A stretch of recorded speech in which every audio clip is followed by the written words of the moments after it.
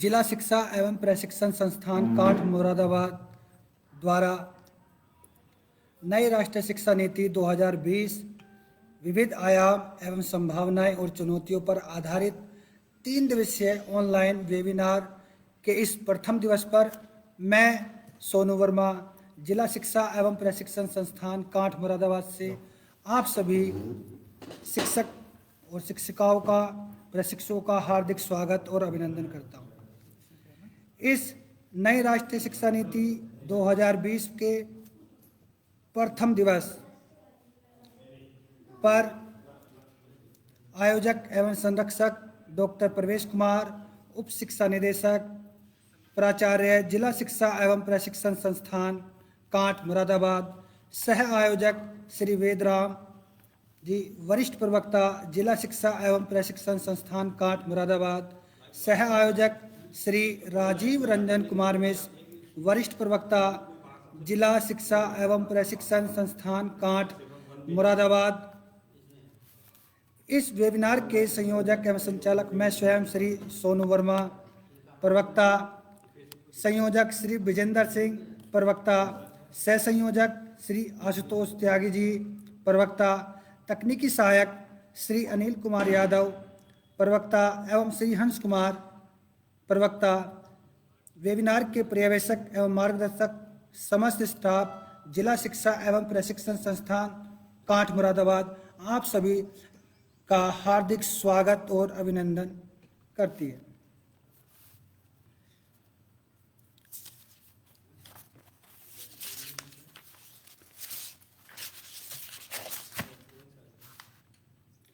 राज्य शैक्षिक अनुसंधान और प्रशिक्षण परिषद उत्तर प्रदेश लखनऊ द्वारा राष्ट्रीय शिक्षा नीति 2020 पर वेबिनार आयोजित कराने के संबंध में हम सभी प्रशिक्षण संस्थाओं को आदेशित तथा निर्देशित किया गया है, जिसमें नवीन शिक्षा नीति में निहित विभिन्न प्रावधानों को लागू करने हेतु विभिन्न स्तरों पर प्रयास किए जा रहे हैं। जनपद स्तर पर विभिन्न शैक्षिक कार्यक्रमों एवं गतिविधियों के क्रियान्वयन में जिला शिक्षा एवं प्रशिक्षण संस्थान अकादमिक यानी कि एकेडमिक नेतृत्व प्रदान करता है।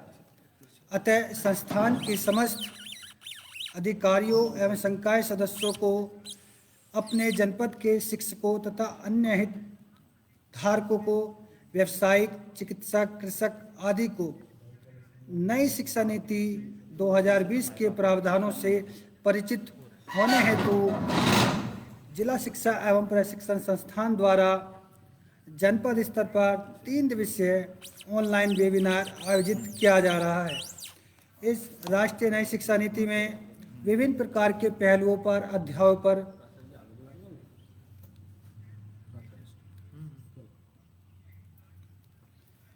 संबंधित महत्वपूर्ण बिंदुओं पर, पहलुओं पर चर्चा करते हुए नई शिक्षा नीति की सभी महत्वपूर्ण बातों पर चर्चा यहाँ से की जाएगी।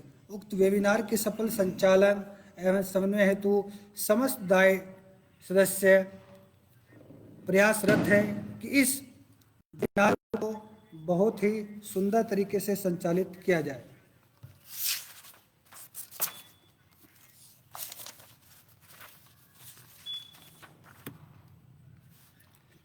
वेबिनार के प्रथम दिवस स्वागत एवं अभिवादन में डॉक्टर प्रवेश कुमार, उप शिक्षा निदेशक प्राचार्य जिला शिक्षा एवं प्रशिक्षण संस्थान काठ मुरादाबाद के द्वारा इस ऑनलाइन वेबिनार में सभी शिक्षक एवं शिक्षिकाओं, अध्यापकों का हार्दिक स्वागत और अभिनंदन कराया जाएगा। साथ ही प्रथम दिवस के प्रमुख वक्तागणों में श्री वेदराम, वरिष्ठ प्रवक्ता जी, श्री विजेंद्र सिंह, प्रवक्ता, श्रीमती स्नेहलता, श्रीमती नेहा इकबाल, प्रवक्ता, श्रीमती अंशु गुप्ता, प्रवक्ता, श्री हंस कुमार, प्रवक्ता एवं श्रीमती टीना वर्मा, प्रवक्ता द्वारा आज के इस नई शिक्षा नीति वेबिनार में बारी बारी से आप सभी को नई शिक्षा नीति के अध्यायों पर विस्तार पूर्वक चर्चा करते हुए उसके महत्वपूर्ण बिंदुओं पर चर्चा करेंगे। साथ ही साथ इस शिक्षा नीति के आयोजन पर, इसके क्रियान्वयन पर जो भी महत्वपूर्ण टॉपिक है उनका बहुत ही सुंदर तरीके से आपके साथ विश्लेषण किया जाएगा।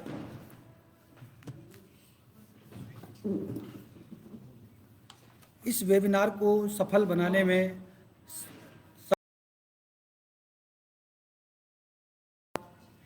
पिछले एक सप्ताह से लगातार निरंतर प्रयास में हैं कि इस वेबिनार को बहुत ही अच्छी प्रकार से समस्त शिक्षकों के लिए प्रसारित किया जाए। इसी क्रम में कार्यालय, प्राचार्य, उप शिक्षा निदेशक, जिला शिक्षा एवं प्रशिक्षण संस्थान कांठ मुरादाबाद द्वारा दिनांक 18 मार्च 2021 को जनपद मुरादाबाद एवं संबल के समस्त शिक्षक एवं शिक्षिकाओं के लिए कार्यालय आदेश जारी किया गया, जिसमें जनपद मुरादाबाद और संबल के समस्त निजी डीएलएड संस्थानों के प्रशिक्षु, डाइट के प्रशिक्षु, साथ ही साथ माध्यमिक एवं बेसिक शिक्षा से जुड़े समस्त अध्यापक एवं अध्यापिकाओं को वेबिनार में नई शिक्षा नीति 2020 के विभिन्न अध्यायों के मुख्य बिंदुओं, कार्यकारी बिंदुओं को समाहित करते हुए व्याख्यान तैयार किए गए।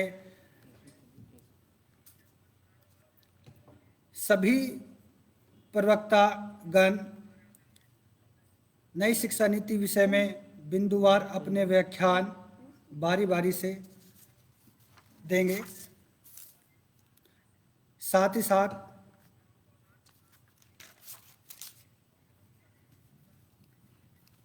डाइट के माध्यम से जिला विद्यालय निरीक्षक जनपद मुरादाबाद एवं संबल, जिला बेसिक शिक्षा अधिकारी जनपद मुरादाबाद एवं संबल को इस आशय के साथ यहाँ से कार्यालय पत्र जारी करते हुए यह आदेश दिया गया था कि समस्त जनपद मुरादाबाद और संबल के समस्त शिक्षक और शिक्षिकाएं इस वेबिनार में ऑनलाइन जुड़कर प्रतिभाग करेंगे।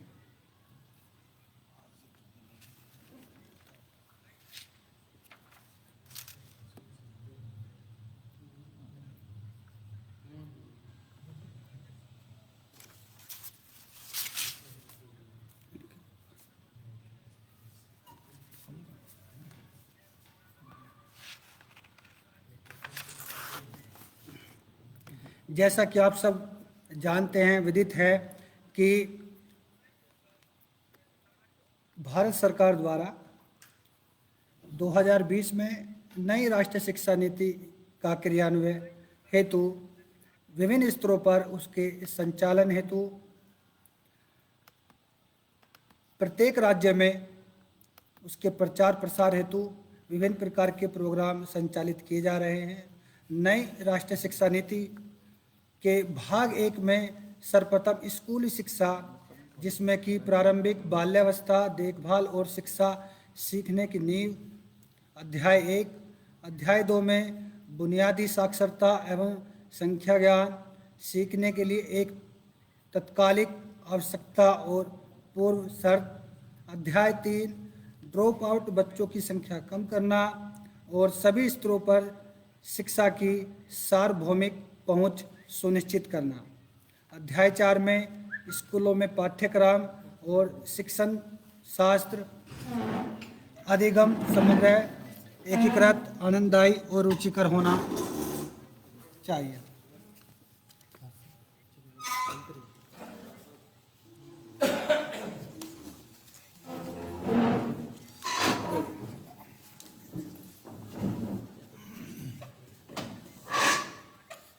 नई शिक्षा नीति 2020 के इस 3 दिवसीय ऑनलाइन वेबिनार में हमारे बीच जिला शिक्षा एवं प्रशिक्षण संस्थान काठ मुरादाबाद के उप शिक्षा निदेशक एवं प्राचार्य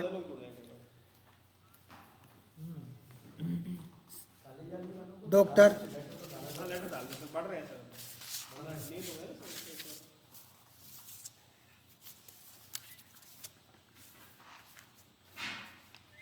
इस वेबिनार के आयोजक एवं संरक्षक डॉक्टर प्रवेश कुमार यादव जी, उप शिक्षा निदेशक प्राचार्य जिला शिक्षा एवं प्रशिक्षण संस्थान कांठ मुरादाबाद की संपूर्ण देखरेख में इस आयोजन का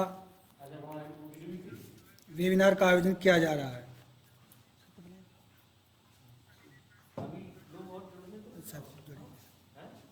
10 मिनट बाद अभी सर जुड़ जाएंगे। 10 मिनट और हाँ सर, इंट्रोडक्शन।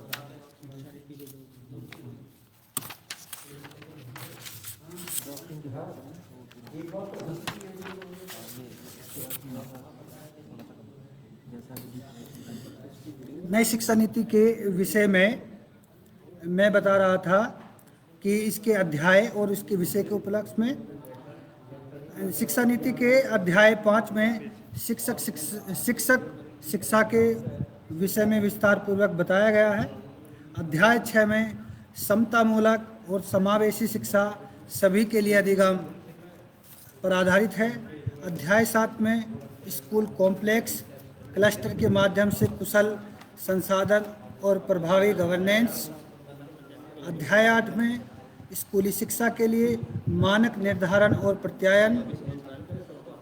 शिक्षा नीति के भाग 2 को उच्चतर शिक्षा हेतु बनाया गया है, जिसमें अध्याय 9 में गुणवत्तापूर्ण विश्वविद्यालय एवं महाविद्यालय भारतीय उच्चतर शिक्षा व्यवस्था हेतु एक नया और भविष्योन्मुखी दृष्टिकोण। अध्याय 10 में संस्थागत पुनर्गठन और समेकन। अध्याय 11 में समग्र और बहुविषयक शिक्षा की ओर।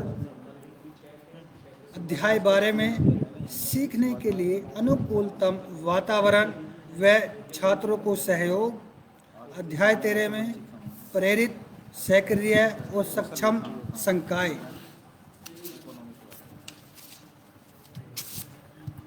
अध्याय 14 में उच्चतर शिक्षा में समता और समावेश। अध्याय 15 में शिक्षक शिक्षा। अध्याय 16 में व्यावसायिक शिक्षा का नवीन आकलन। अध्याय 17 नवीन राष्ट्रीय अनुसंधान फाउंडेशन NRF के माध्यम से सभी क्षेत्रों में गुणवत्तायुक्त अकादमिक अनुसंधान को उत्प्रेरित करना। अध्याय 18 उच्चतर शिक्षा की नियामक प्रणाली में आमूल चूल परिवर्तन। अध्याय 19 उच्चतर शिक्षा संस्थानों के लिए प्रभावी शासन और नेतृत्व। नई शिक्षा नीति के भाग 3 में अन्य केंद्रीय विचारणीय मुद्दे पर विचार किया गया है, जिसमें अध्याय 20 पर व्यावसायिक शिक्षा। अध्याय 21 प्रौढ़ शिक्षा और जीवन पर्यंत सीखना। अध्याय 22 भारतीय भाषाओं, कला और संस्कृति का संवर्धन।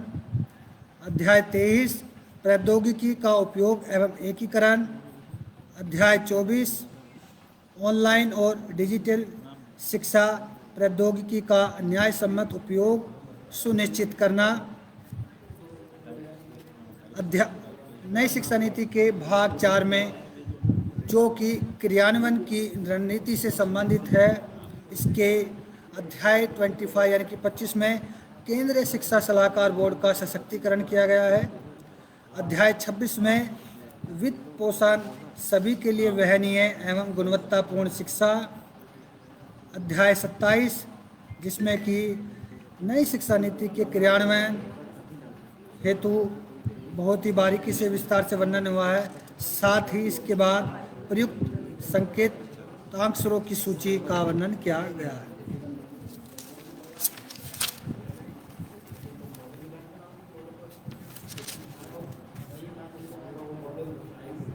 आज के इस प्रथम दिवस के आयोजन में हमारे व्याख्यान और व्याख्यादाता, जो कि बारी बारी से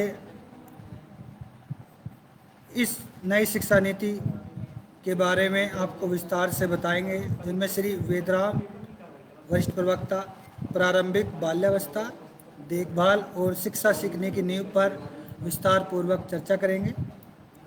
इसके बाद श्री विजेंद्र सिंह बुनियादी साक्षरता एवं संख्या ज्ञान सीखने के लिए एक तत्कालिक आवश्यकता और पूर्व शर्त। इसके बाद सुश्री नेहा इकबाल ड्रॉप्ड आउट बच्चों की संख्या को कम करना और सभी स्तरों पर शिक्षा की सार्वभौमिक पहुंच सुनिश्चित करना। श्रीमती अंशु गुप्ता स्कूलों में पाठ्यक्रम और शिक्षण शास्त्र अधिगम समग्र, एकीकृत, आनंददायी और रुचिकर होना आवश्यक। इसके बाद श्री हंस कुमार समतामूलक और समावेशी शिक्षा सभी के लिए अधिगम पर आपको विस्तार पूर्वक बताएंगे। और आज के इस अंतिम दिवस में श्रीमती टीना वर्मा जी प्रवक्ता स्कूल कॉम्प्लेक्स क्लस्टर के माध्यम से कुशल संसाधन और प्रभावी गवर्नेंस पर विस्तार पूर्वक नई शिक्षा नीति में जो प्रावधान किए गए हैं उन पर विस्तार पूर्वक चर्चा करेंगे।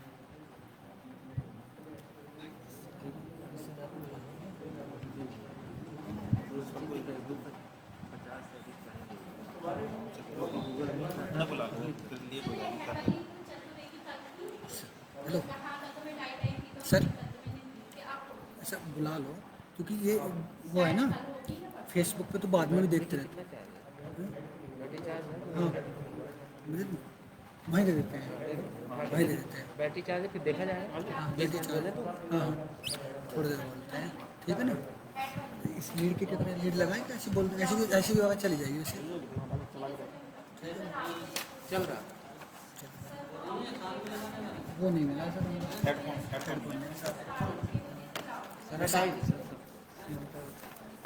आ जाएगी ना, वैसे आवाज़ आ जाएगी इसमें, ठीक है ना।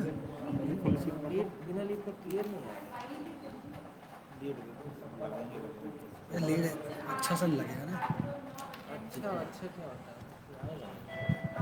ठीक है। ये देखो मेरी आवाज़ अब आएगी क्या इसमें, बिना लीड की आवाज़ आ रही है। चेक करो।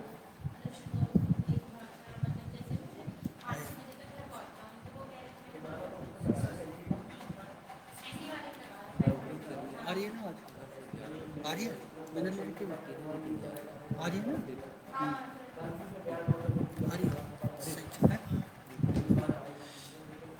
इस 3 दिवसीय राष्ट्रीय शिक्षा नीति 2020 के वेबिनार के प्रथम दिवस में अब जिला शिक्षा एवं प्रशिक्षण संस्थान कांठ मुरादाबाद के प्राचार्य उप शिक्षा निदेशक महोदय जी से आग्रह करता हूं कि वो इस वेबिनार में सम्मिलित समस्त शिक्षक शिक्षिकाओं प्रशिक्षुओं का आभार व्यक्त करें तथा हम सभी को नई शिक्षा नीति में सम्मिलित विभिन्न मुद्दों पर अपने विचार विमर्श कर हमें अवगत कराएं।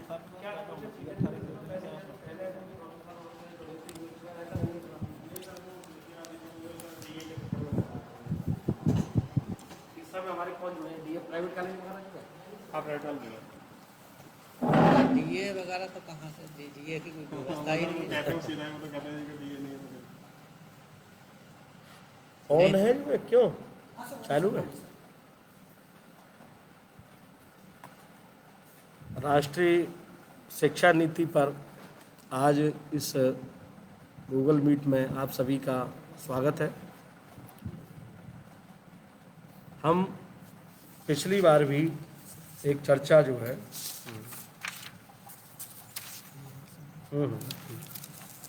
हम नई राष्ट्रीय शिक्षा नीति पर एक चर्चा हम पिछली बार भी लगभग 2 माह पहले जो है कर चुके हैं, लेकिन चूंकि और आवश्यकता है इसके प्रचार प्रसार की जो है, तो इसके लिए चूंकि जो मुख्य बिंदु हैं, मुझे लगता है जो पहले जुड़े होंगे उनको सबको क्लियर हुआ होगा कि एक तो इसमें जो हमारा आंगनवाड़ी केंद्र जो चलते थे, जिसमें हमारी प्राथमिक से पहले की जो शिक्षा थी उसको पूर्व प्राथमिक करके इसमें जोड़ा गया है। तो नर्सरी से लेकर के फर्स्ट सेकंड तक का पार्ट जो है पूर्व प्राथमिक के करके चलेगा। और इसके लिए जो है ब्लॉक स्तर पर जो है इनकी आंगनवाड़ी सहायिका और इनकी सबकी तो प्रशिक्षण भी कराए जा रहे हैं जो है नई शिक्षा नीति के तहत जो है। इसके अलावा इसमें दूसरे अन्य बिंदु हैं कि जो अपनी मातृभाषा है, क्षेत्रीय भाषा है, उनको बढ़ावा दिया जाए तो उसमें शिक्षा की व्यवस्था हो, और बाकी जो अंग्रेजी या अन्य भाषा है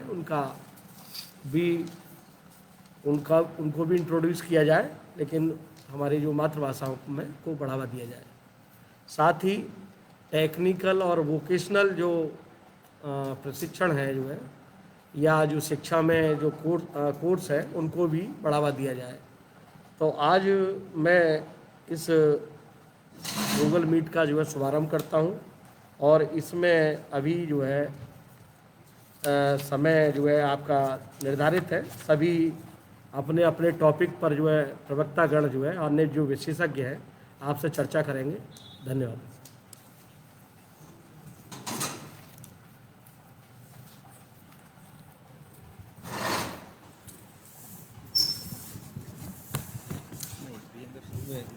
सर का बहुत बहुत धन्यवाद।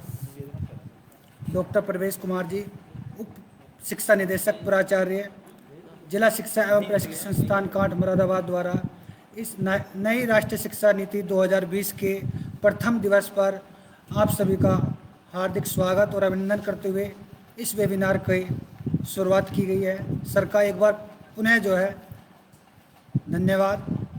अब मैं प्रथम दिवस के इस वेबिनार में हमारे संस्थान के वरिष्ठ प्रवक्ता श्री वेदराम जी को आमंत्रित करता हूं कि वो नई शिक्षा नीति के प्रथम अध्याय पर अपने व्याख्यान द्वारा हम सभी को नई शिक्षा नीति में किए गए प्रावधानों के विषय में बताएंगे।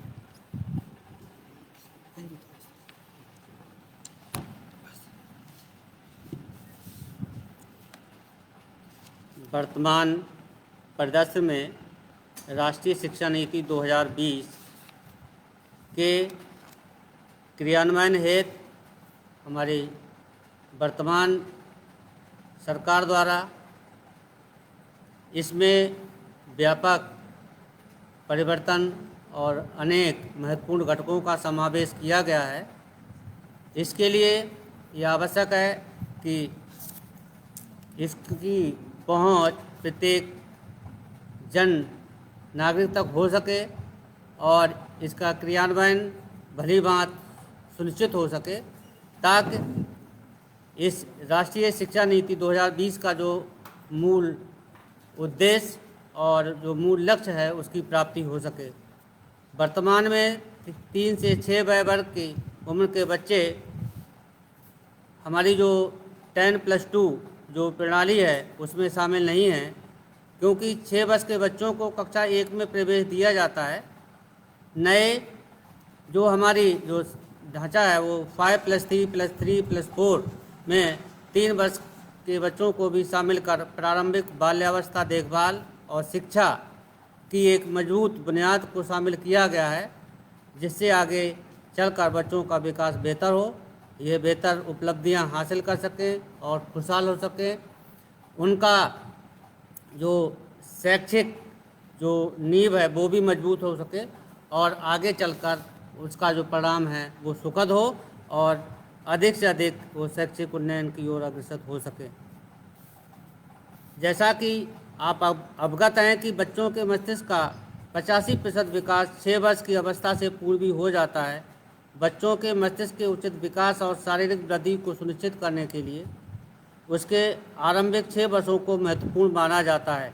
वर्तमान समय में विशेष रूप से सामाजिक आर्थिक रूप से वंचित पृष्ठभूमि के करोड़ों बच्चों के लिए गुणवत्तापूर्ण बाल्यावस्था देखभाल और शिक्षा उपलब्ध नहीं है।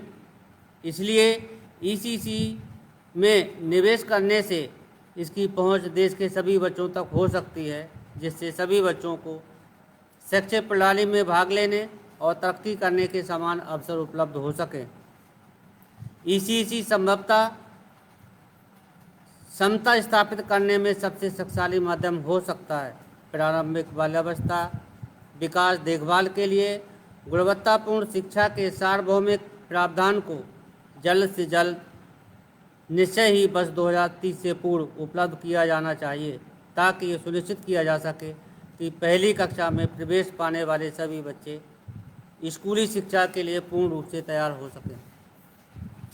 ईसीसी में मुख्य रूप से लचीली, बहुआयामी, बहुस्तरीय, खेल आधारित, गतिविधि आधारित और खोज आधारित शिक्षा को शामिल किया गया है, जैसे अक्षर, भाषा, संख्या, गिनती, रंग, आकार, इंडोर एवं आउटडोर खेल, पहेलियाँ और तार्किक सोच, समस्या सुलझाने की कला, चित्रकला, पेंटिंग, अन्य दृश्य कला, शिल्प, नाटक, कठपुतली, संगीत तथा अन्य गतिविधियों को शामिल करते हुए इसके साथ अन्य कार्य जैसे सामाजिक कार्य, मानवीय संवेदना, अच्छे व्यवहार, शिष्टाचार, नैतिकता, व्यक्तिगत और सार्वजनिक स्वच्छता, समूह में कार्य करना और आपसी सहयोग को विकसित करने पर भी ध्यान केंद्रित किया गया है। ईसीसी का समग्र उद्देश्य बच्चों का शारीरिक, भौतिक विकास, संज्ञानात्मक विकास, समाज संवेगात्मक, नैतिक विकास, सांस्कृतिक विकास, संवाद के लिए प्रारंभिक भाषा, साक्षरता और संख्यात्मक ज्ञान के विकास में अधिकतम परिणामों को प्राप्त करना है। एनसीईआरटी द्वारा 8 वर्ष की आयु तक के सभी बच्चों के लिए 2 भागों में प्रारंभिक बाल्यावस्था की शिक्षा के लिए एक उत्कृष्ट पाठ्यक्रम और शैक्षणिक ढांचा विकसित किया जाएगा, अर्थात 0 से 3 वर्ष के बच्चों के लिए एक सम फ्रेमवर्क और 3 से 8 साल के बच्चों के लिए एक अन्य सब फ्रेमवर्क का विकास किया जाएगा। उपरोक्त दिशा निर्देशों के अनुसार ईसीसी राष्ट्रीय और अंतर्राष्ट्रीय नवाचार एवं सर्वोत्तम प्रथाओं पर नवीनतम शोध को शामिल करेगा, विशेष रूप से उन प्रथाओं को जो भारत में कई शताब्दियों से बाल्यावस्था की शिक्षा में के विकास के लिए समृद्ध हैं और वे स्थानीय परंपराओं में विकसित हुई हैं, जिनमें कला, कहानियाँ, कविता, खेल, गीत और बहुत कुछ शामिल है। इन सभी को मुख्य रूप से शामिल किया जाएगा। शिक्षा का ये मॉडल माता पिता दोनों के साथ साथ आंगनबाड़ी के लिए भी एक मार्गदर्शक रूप में कार्य करेगा। भारत में चरणबद्ध तरीके से पूरे देश में उच्चतर गुणवत्ता वाले ईसीसी संस्थानों के लिए सार्वभौमिक पहुंच सुनिश्चित करना बृहद लक्ष्य होगा। इस प्रारंभिक बाल्यावस्था में देखभाल और शिक्षा जैसे महत्वाकांक्षी लक्ष्य तक पहुंच सुनिश्चित करने के लिए इसे सभी छात्रों तक पहुंचाना होगा। पिछड़े जिलों और उन क्षेत्रों पर विशेष ध्यान और प्राथमिकता देनी होगी जो सामाजिक और आर्थिक रूप से पिछड़े हैं।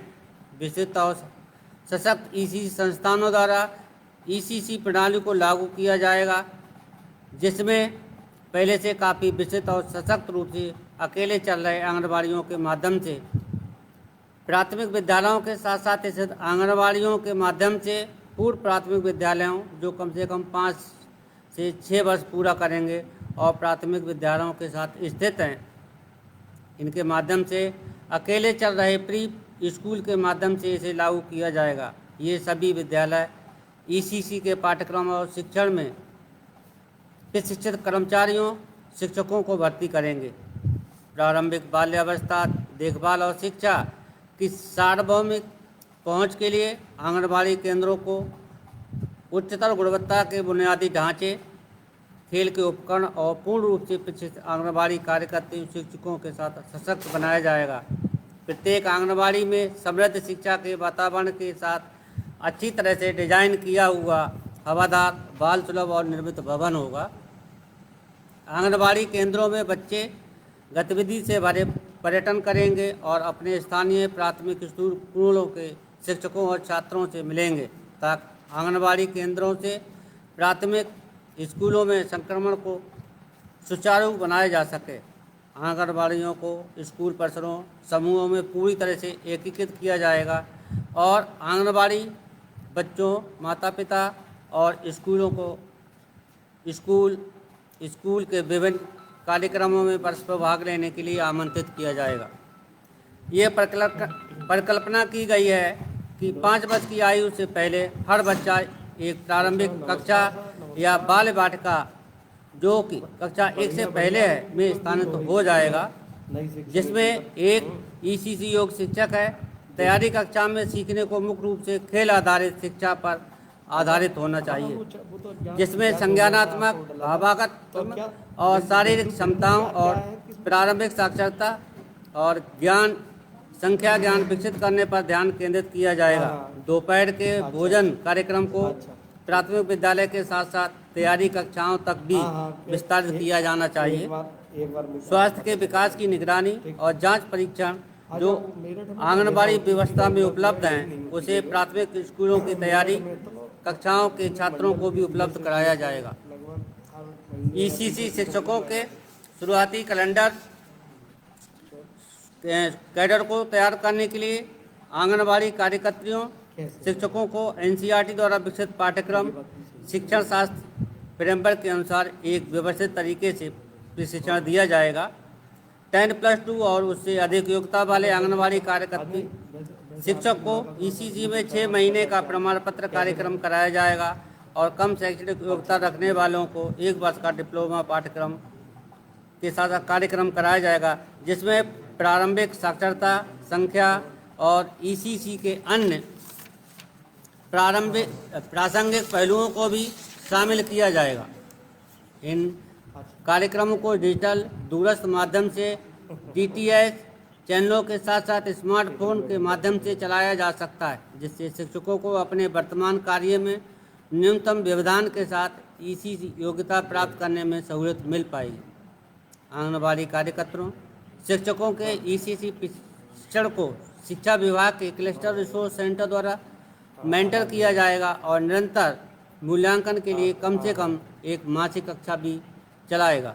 दीर्घावधि में राज्य सरकारों को चरण विशेष में व्यावसायिक प्रशिक्षण मार्गदर्शन की व्यवस्था और कैरियर मैपिंग के जरिए आरंभिक बाल्यावस्था में देखभाल और शिक्षा के लिए व्यावसायिक रूप से योग्य शिक्षकों के कैडर को तैयार करना चाहिए। इन शिक्षकों की प्रारंभिक व्यावसायिक तैयारी और उसके सतत व्यावसायिक विकास के लिए आवश्यक सुविधाओं का भी विकास किया जाएगा।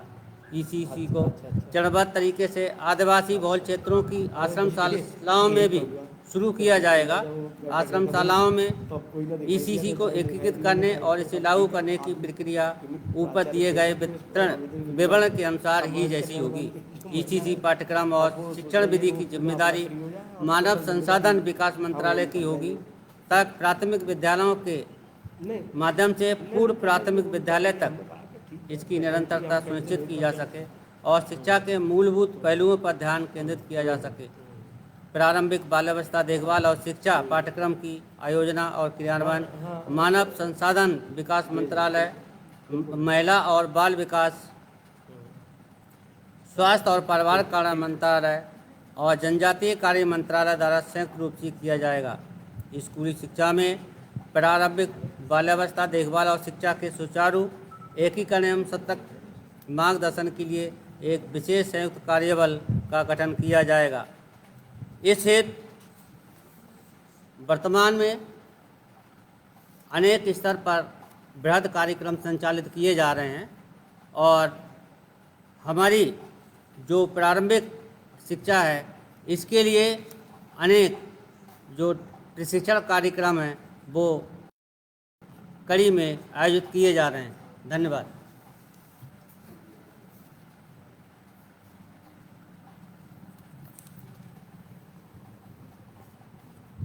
सर फाइल दो फाइल।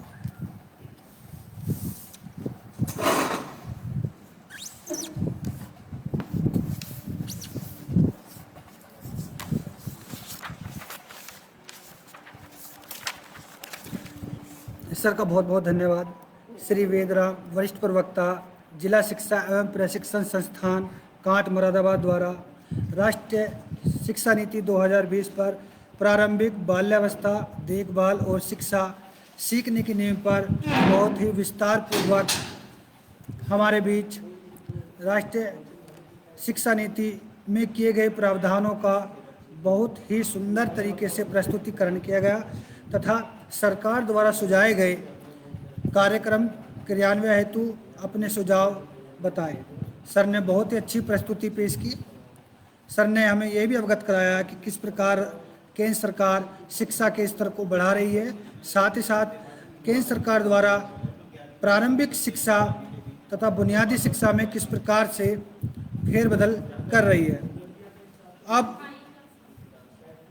वेबिनार की इसी कड़ी में मैं संस्थान के प्रवक्ता श्री विजेंद्र सिंह, शिक्षा शास्त्र, बुनियादी साक्षरता एवं संख्या ज्ञान सीखने के लिए एक तत्कालिक आवश्यकता और पूर्व शर्त पर अपने अनुभव तथा सरकार द्वारा किए जा रहे योजनाओं का आपको विस्तार पूर्वक विश्लेषण करेंगे।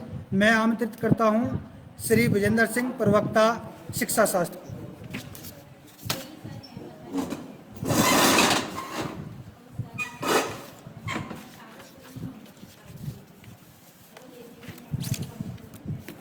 सोनू जी धन्यवाद। मैं Vijendra Singh, DIET lecturer, DIET Kant Moradabad, आप सभी का हार्दिक स्वागत करता हूं।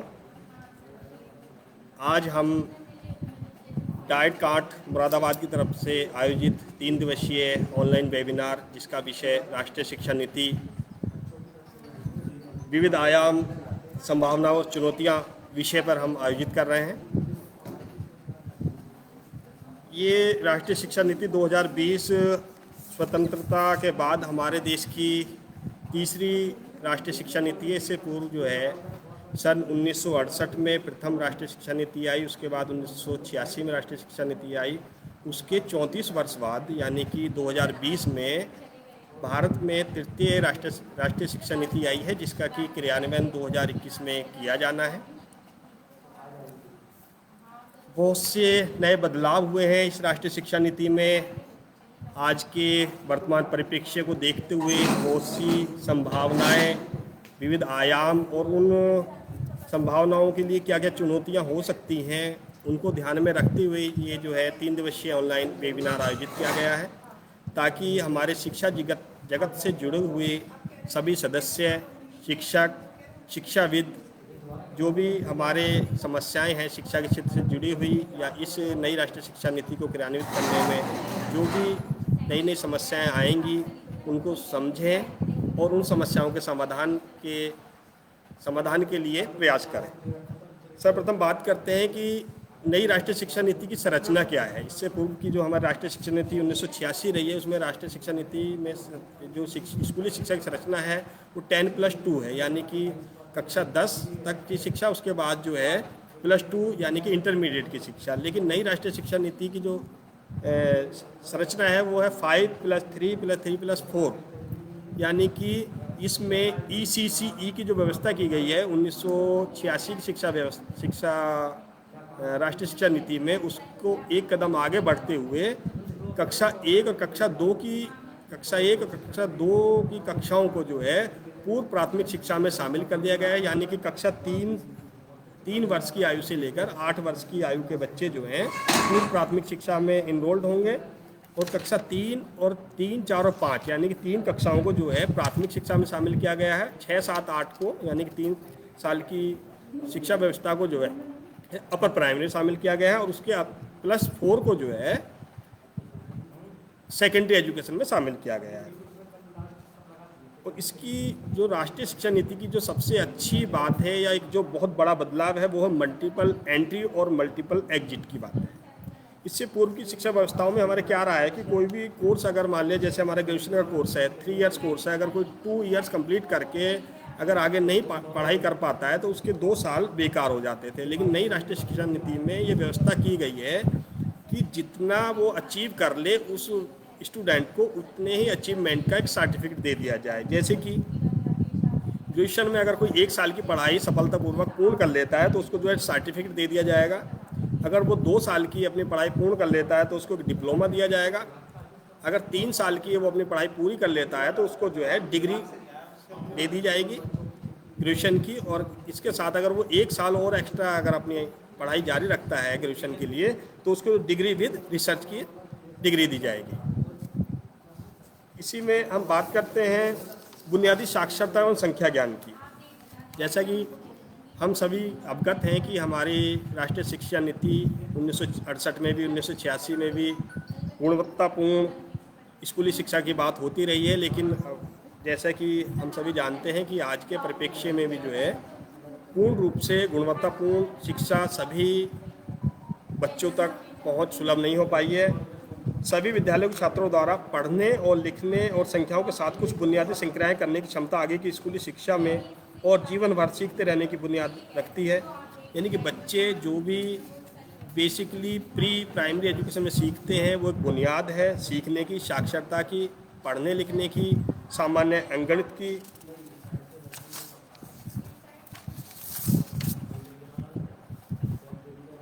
अभी कुछ आंकड़ों से पता चला है कि 5 करोड़ से भी ज़्यादा बच्चे ऐसे हैं हमारे बेसिक विभाग में कि जो कि मूलभूत स्तर से पढ़ना लिखना और अंकगणित की जानकारी भी नहीं रखते हैं।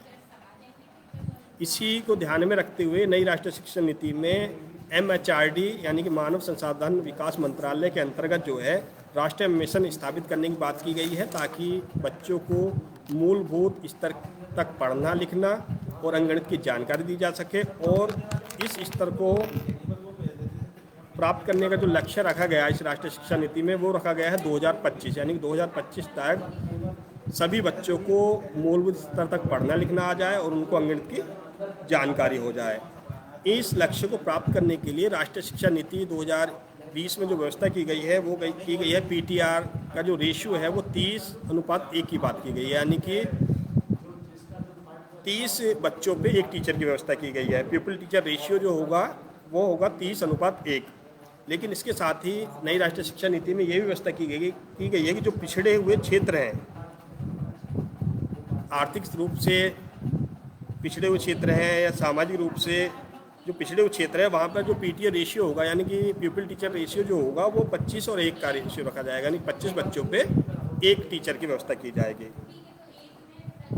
इसके साथ ही ECC में जो है कक्षा 1 और 2 को शामिल कर लिया गया है और ECCE की व्यवस्था जो है सभी बच्चों तक पूर्ण रूप से पहुंच सुनिश्चित की जाएगी। कोई भी बच्चा जो है इससे वंचित ना रहे कि उसे जो है मूलभूत स्तर का पढ़ना लिखना ना आता हो, सामान्य अंकगणित की उसे जानकारी ना हो। ये सब व्यवस्थाएं हमारी नई राष्ट्रीय शिक्षा नीति में की गई हैं। इसके साथ ही हमारी नई राष्ट्रीय शिक्षा नीति में दीक्षा पोर्टल की व्यवस्था की गई है, यानी कि बच्चे जो है the digital infrastructure for knowledge sharing यानी दीक्षा पर बच्चों के लिए बहुत सारा कंटेंट उपलब्ध है। उनके यानी कि एज ग्रुप के अकॉर्डिंग, उनके क्लास के अकॉर्डिंग वहाँ से बच्चे बहुत कुछ सीख सकते हैं। तो ये सब व्यवस्थाएं नई शिक्षा नीति 2020 में की गई हैं। इसके साथ ही जो हमारे वर्तमान परिप्रेक्ष्य में जो सबसे बड़ी समस्या है वो यह है कि सभी के लिए साक्षरता और संख्या ज्ञान प्राप्त करने के लिए एक महत्वपूर्ण मिशन जो शिक्षक और हमारे शिक्षा विभाग के द्वारा चलाया जा रहा है, उसमें शिक्षकों के साथ साथ नई शिक्षा नीति में ये उपेक्षा की गई है कि टीचरों के साथ साथ जो हमारे समाज के जागरूक लोग हैं या साक्षर व्यक्ति हैं वो भी अपने समाज के बच्चों को जागरूक करें, कुछ शिक्षा दें। ये उपेक्षा की गई कि यदि समाज का प्रत्येक साक्षर सदस्य या व्यक्ति किसी एक छात्र को पढ़ने के लिए प्रतिबद्ध हो जाए तो उससे देश का परिदृश्य शीघ्र ही बदल जाएगा। यानी कि हर व्यक्ति अगर अपने आसपास के बच्चों को पढ़ाने में इंटरेस्ट ले, उन्हें कुछ जानकारी दे, पढ़ाए, तो जो है हम जो है गुणवत्तापूर्ण शिक्षा के लक्ष्य को बहुत जल्दी प्राप्त कर सकते हैं। बुनियादी साक्षरता में जो बात की गई है कि शिक्षा का माध्यम मातृभाषा हो, स्थानीय भाषा को उसमें प्राथमिकता दी जाए। जैसा कि हम सभी जानते हैं कि बालक की जो प्रथम शिक्षिका है वो माता है, यानी कि माता के द्वारा ही सर्वप्रथम बच्चा सीखता है। और मातृभाषा में किसी भी बात को बच्चों को बहुत सरलता से सिखाया जा सकता है, बहुत सरलता से बच्चे सीख सकते हैं। तो नई शिक्षा नीति में ये बात की गई है कि ECC का जो माध्यम होगा वो स्थानीय भाषा होगी या मातृभाषा होगी। साथ ही नई राष्ट्रीय शिक्षा नीति में ये भी व्यवस्था की गई है कि मूलभूत साक्षरता या संक्रियाओं को सीखने के लिए यह भी आवश्यक है कि बच्चा मानसिक रूप से शारीरिक रूप से स्वस्थ हो। इसके लिए ये व्यवस्था की गई है नई राष्ट्रीय शिक्षा नीति में कि विद्यालयों में समय समय पर बच्चों का शारीरिक परीक्षण होगा।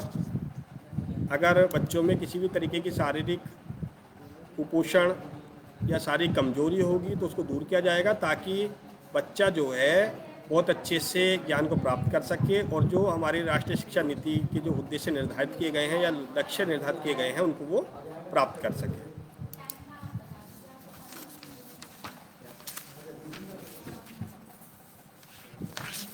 नई शिक्षा नीति 2020 में बहुत सी संभावनाएं हैं, उन संभावनाओं को हमें प्राप्त करना है।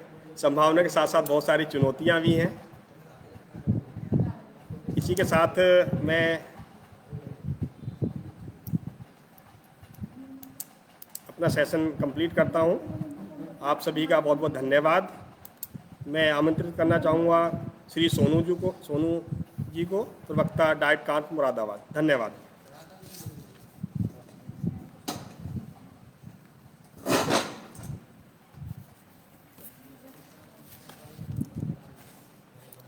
बहुत बहुत धन्यवाद सर, विजेंद्र सर। श्री विजेंद्र सिंह, बुनियादी साक्षरता एवं संख्या ज्ञान सीखने के लिए एक तात्कालिक आवश्यकता और पूर्ण शर्त पर अपने विचारों द्वारा नई राष्ट्रीय शिक्षा नीति में सरकार द्वारा किए गए प्रावधानों का बहुत ही बारीकी तथा संक्षिप्त वर्णन द्वारा नई शिक्षा नीति में जो प्रावधान किए गए हैं उनका बहुत ही सुंदर तरीके से हम सबके सामने विश्लेषण किया तथा इस नई शिक्षा नीति से क्या क्या फ़ायदे वो गिनाए कि किस प्रकार से एक छात्र अगर 1 साल की पढ़ाई करता है तो उसको सर्टिफिकेट कोर्स, अगर वह छात्र 2 वर्ष की पढ़ाई पूरी करता है तो उसको डिप्लोमा, अगर वह 3 वर्षीय कोर्स को पूरा कर लेता है तो उसको डिग्री कोर्स, डिग्री की उपलब्धता दी जाएगी। साथ ही साथ अगर वो 1 वर्ष और बढ़ा लेता है, अपनी पढ़ाई को कंटिन्यू रखता है, तो वह उसको जो है शोध उपाधि दी जाएगी। सर ने बहुत ही सुंदर तरीके से स्पष्ट शब्दों में बुनियादी साक्षरता एवं संख्या ज्ञान पर अपने व्याख्यान में हम सभी को अवगत करा। जैसे कि प्रिय शिक्षक और शिक्षिकाओं, साथियों और प्यारे बच्चों, आप सब जानते ही हैं कि केंद्र सरकार या राज्य सरकार जो कि वर्तमान में शिक्षा और शिक्षा नीतियों पर बहुत ही विस्तार से बढ़ाने के लिए कृतज्ञ है, यानी कि ठान रखिए कि हमें देश की शिक्षा व्यवस्था को हर हाल में बदलना है, शिक्षा व्यवस्था में आमूल परिवर्तन लाने हैं, जिन्हें हम देख भी रहे हैं कि धीरे धीरे पूरे देश में शिक्षा से संबंधित परिवर्तन दिन प्रतिदिन होते जा रहे हैं। इसी परिवर्तन में केंद्र सरकार पिछले 7 साल से लगातार कार्य कर रही थी कि किस प्रकार देश की शिक्षा व्यवस्था में सुधार किया जाए। जब सरकार ने देखा कि हमारी जो शिक्षा नीति है उसमें बहुत सारी कमियां हैं, बहुत सारी ऐसी बातें हैं जिनका आज तक जो है केवल नीति तो थी परंतु नीतियों का कभी जो है क्रियान्वित नहीं किया गया। उसी को ध्यान में रखते हुए नई शिक्षा नीति लाई गई, जिस पर कि सबसे ज़्यादा आज उसकी क्रियान्विधि पर जोर दिया जा रहा है। अब मैं इसी कड़ी में आज की श्रीमती नेहा इकबाल, ड्रॉप आउट बच्चों की संख्या कम करना और सभी स्तरों पर शिक्षा की सार्वभौमिक पहुंच सुनिश्चित करने पर अध्याय नंबर पर आपको जो है नई शिक्षा नीति में किए गए प्रावधानों पर अपनी सूझ के साथ सरकार की नीतियों पर चर्चा करेंगी। मैं मैम का स्वागत करता हूं। श्रीमती नेहा इकबाल जी, आपका स्वागत।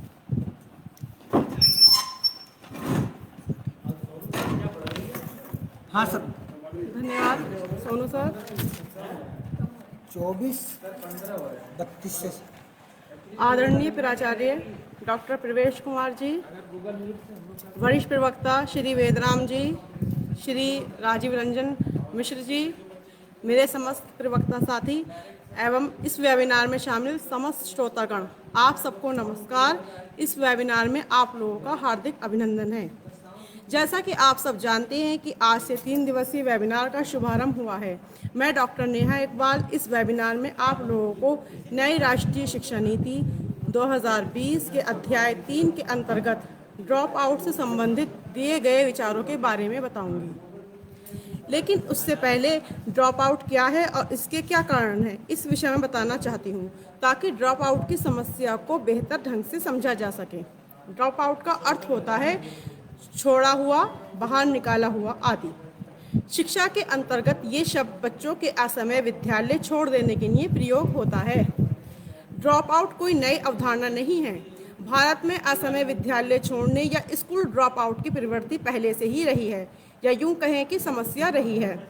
इसके प्रमुख कारण हैं जैसे जागरूकता की कमी, अभिभावकों का अशिक्षित होना, आजीविका, जैसे गरीब परिवारों के से जो बच्चे स्कूल में आते हैं उन्हें मजबूरन अपनी पढ़ाई बीच में ही छोड़नी पड़ती है, बाल मजदूरी, यातायात की सुविधा का अभाव, जैसे ज़्यादातर ग्रामीण इलाकों में उच्च प्राथमिक विद्यालय तक नहीं है जिस कारण बच्चों को दूसरे इलाकों में जाना पड़ता है। ऐसे में यातायात की सुविधा का अभाव होना एक बड़ी समस्या है। विद्यालय में आधारभूत संरचना की कमी, शिक्षकों की कमी और लोगों के मन में सरकारी स्कूलों के प्रति नकारात्मक भावना, ये वे प्रमुख कारण हैं जिनकी वजह से ड्रॉप आउट बच्चों की संख्या बढ़ रही है। आइए अब राष्ट्रीय शिक्षा नीति 2020 में इस संबंध में क्या कहा गया है वो देखते हैं। राष्ट्रीय शिक्षा नीति के अध्याय 3 में कुल 7 बिंदु हैं। पहले बिंदु में जो बात बताई गई है वो इस प्रकार है: बच्चों का स्कूलों में नामांकन एवं नियमित रूप से स्कूल भेजना। ये स्कूली शिक्षा प्रणाली के प्राथमिक लक्ष्यों में से है जो कि अभिभावकों के लिए हैं। शिक्षक होने के नाते हमारी ये जिम्मेदारी है कि हम अभिभावकों से संपर्क करें और उन्हें अपने बच्चों का नामांकन एवं नियमित रूप से विद्यालय भेजने के लिए प्रेरित करें। सर्व शिक्षा अभियान यानी समग्र शिक्षा और शिक्षा का अधिकार अधिनियम जैसी पहल के माध्यम से भारत ने हाल के वर्षों में प्राथमिक शिक्षा में लगभग सभी बच्चों का नामांकन प्राप्त करने में उल्लेखनीय प्रगति की है। परंतु प्राथमिक शिक्षा प्राप्त करने के बाद सकल दर्ज अनुपात यानी GER ग्रॉस एनरोलमेंट रेशो में गिरावट देखने को मिल रही है।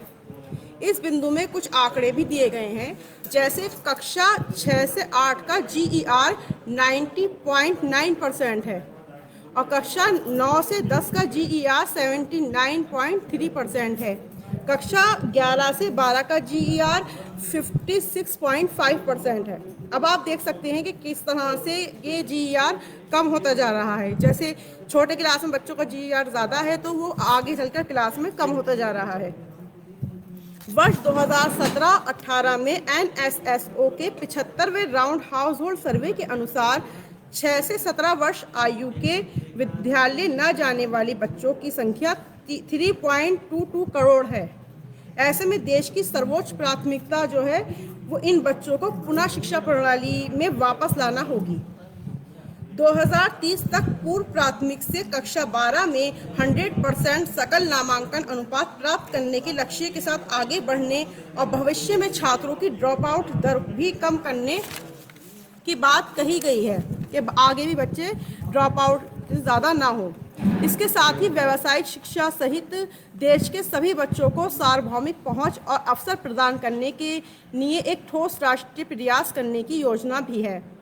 अब हम इसके दूसरे और तीसरे बिंदु की तरफ आते हैं, जिसमें ड्रॉप आउट बच्चों की दर कम करने के लिए जो प्रयास किए जाएंगे, जो प्रयास सरकार ने बताए हैं उसके बारे में बताया गया है। जैसे प्रभावी एवं बुनियादी ढांचे के माध्यम से प्री प्राइमरी स्कूल से कक्षा 12 तक सभी स्तरों पर सुरक्षित और आकर्षक स्कूली शिक्षा प्राप्त हो सके, इसके लिए प्रत्येक स्तर पर नियमित प्रशिक्षित शिक्षक उपलब्ध कराने के अलावा विशेष देखभाल की जाए ताकि ये सुनिश्चित किया जाए कि किसी स्कूल में अवस्थापना की कमी न हो। सरकारी स्कूलों की विश्वसनीयता फिर से स्थापित की जाए और ऐसा मौजूदा स्कूलों का उन्नयन और विस्तार करके जहां स्कूल नहीं है वहां अतिरिक्त गुणवत्ता वाले स्कूल बनाकर और छात्रावासों विशेषकर बालिका छात्रावासों तक सुरक्षित और व्यवहारिक पहुंच प्रदान करके किया जा सकता है ताकि सभी बच्चों को अच्छे स्कूल में जाने और समुचित स्तर पर पढ़ने के अवसर मिले। प्रवासी मजदूरों के बच्चों और विविध परिस्थितियों में स्कूल छोड़ने वाले बच्चों को मुख्य धारा शिक्षा में वापस लाने के लिए सिविल समाज के सहयोग से वैकल्पिक और नवीन शिक्षा केंद्र स्थापित किए जाएंगे। इसके बाद ये प्रयास किया जाएगा कि स्कूलों में सभी बच्चों की सहभागिता सुनिश्चित हो। इसके लिए बहुत ध्यानपूर्वक सभी विद्यार्थियों की ट्रैकिंग की जाएगी और उनके सीखने के स्तर पर भी नज़र रखनी होगी, ताकि ये ज्ञात हो सके कि वह स्कूलों में दाखिला ले रहे हैं और उपस्थित हो रहे हैं या नहीं। ड्रॉप आउट बच्चों के लौटने और यदि वे पीछे रह गए हैं तो उन्हें पुनः मुख्य धारा से जोड़ने के लिए पर्याप्त सुविधाएं उपलब्ध हैं भी या नहीं।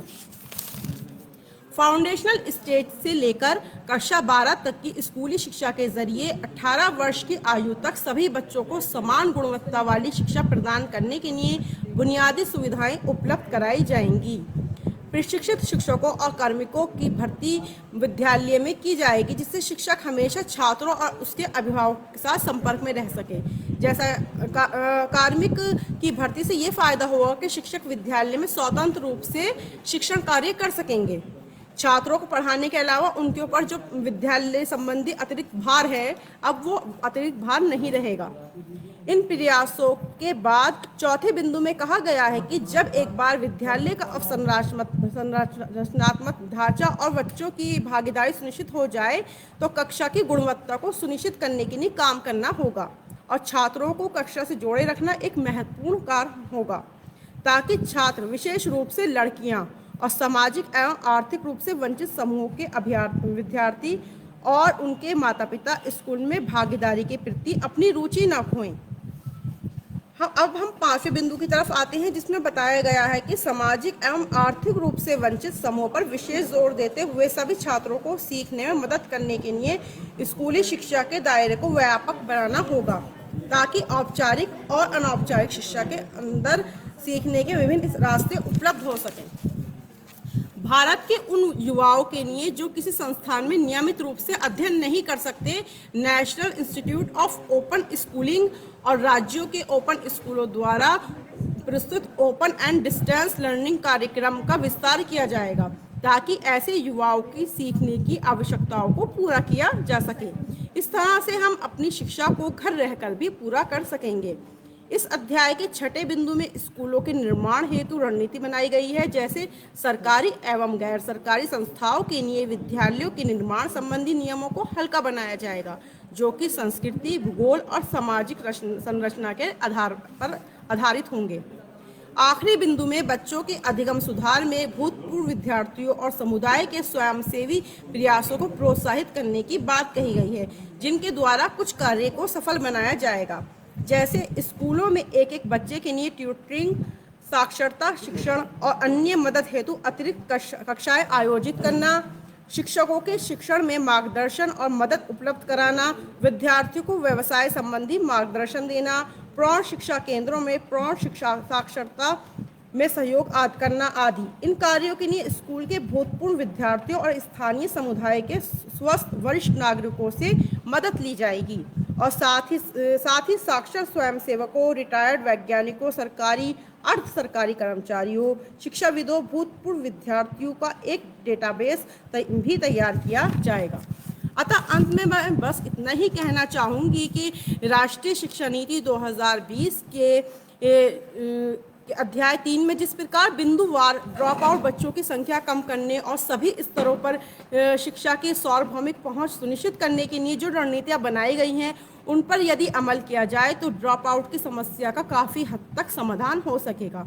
मुझे सुनने के लिए आप लोगों का बहुत बहुत धन्यवाद।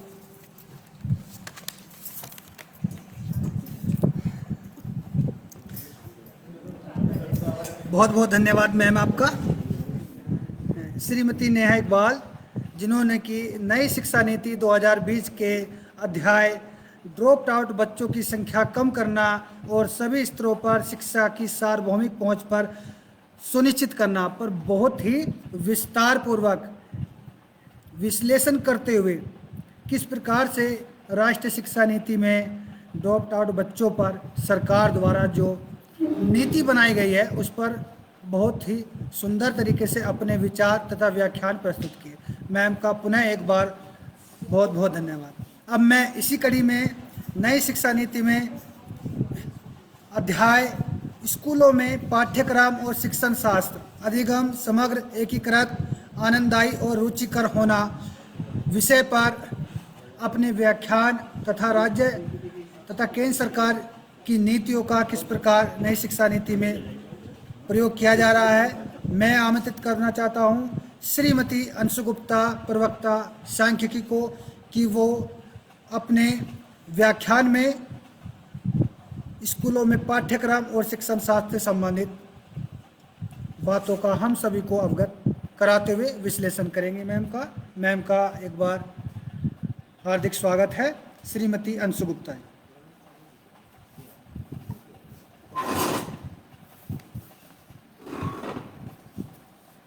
जिला शिक्षा एवं प्रशिक्षण संस्थान काट मुरादाबाद की ओर से मैं आप सभी का हार्दिक स्वागत करती हूँ।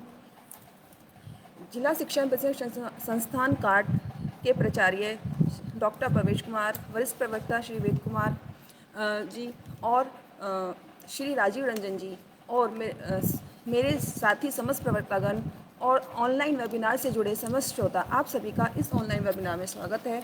आज का सरकार ने जो नई शिक्षा नीति 2020 संचालित की है, उसके में मेरा आज का टॉपिक है स्कूलों में पाठ्यक्रम और शिक्षण शास्त्र अधिगम समग्र एकीकृत आनंदमयी और रुचिकर होना चाहिए। इसमें जो हमें डिज़ाइन किया गया है स्कूल का पाठ्यक्रम है 5+3+3+4 के नए डिज़ाइन में स्कूल पाठ्यक्रम और शिक्षण शास्त्र को पुनर्गठित करना है। सरकार ने नई शिक्षा नीति का प्रारूप देश के सामने रखा। इस नई शिक्षा नीति की कई विशेषताएं हैं। पहले की तुलना में इस बार शिक्षा नीति में काफ़ी बदलाव किए गए हैं। अब 10+2 ढांचे की जगह 5+3+3+4 का नया पाठ्यक्रम संरचना लागू होगा, जो क्रमशः 3 से 8 साल के बच्चों के लिए 8 से 11, 11 से 14 और 14 से 18 उम्र के बच्चों के लिए है। इसमें अब तक दूर रखे गए 3 से 6 साल के बच्चों को स्कूली पाठ्यक्रम के तहत लाने का प्रावधान है। जो हमारे पास 10+2 का ढांचा था, उसमें हमारे 3 से 6 साल के बच्चे स्कूल से वंचित रहते थे। अब उनको इस नई एजुकेशन पॉलिसी में 3 से 6 साल के बच्चों को भी स्कूली पाठ्यक्रम में लाने का प्रावधान है। अब जो हमारे पास 5+3+3+4 का ढांचा है, इसमें 5 का अर्थ है फाउंडेशन स्टेज। पहले 3 साल बच्चे आंगनवाड़ी में, कक्षा 1 व 2 में बच्चे स्कूल में पढ़ेंगे। इन 5 सालों की पढ़ाई के लिए एक नया पाठ्यक्रम तैयार होगा। इसमें 3 से 8 साल तक की आयु के बच्चे कवर होंगे। अब इसमें तीन यानी कि प्रीपरेटरी स्टेज है। इस स्टेज में कक्षा 3 से 5 तक की पढ़ाई होगी और इस दौरान प्रयोगों के जरिए बच्चों को विज्ञान, गणित, कला आदि की पढ़ाई कराई जाएगी। 8 से 11 साल तक की उम्र के बच्चों को इसमें कवर किया जाएगा। अब 3 यानी मिडिल स्टेज, इसमें कक्षा 6 से 8 की कक्षाओं की पढ़ाई होगी और इन कक्षाओं में विषय आधारित पाठ्यक्रम पढ़ाया जाएगा। 11 से 14 साल के बच्चों को कवर किया जाएगा। अब 5+3+3+4 अब 4 यानी सेकेंडरी स्टेज, क्लास 9 से 12 की पढ़ाई 2 स्टेज में होगी, जिसमें विषयों का अध्ययन कराया जाएगा। विषयों को चुनने की आज़ादी भी होगी। स्कूली शिक्षा में पाठ्यक्रम और शैक्षणिक ढांचे को पुनर्गठित किया जाएगा।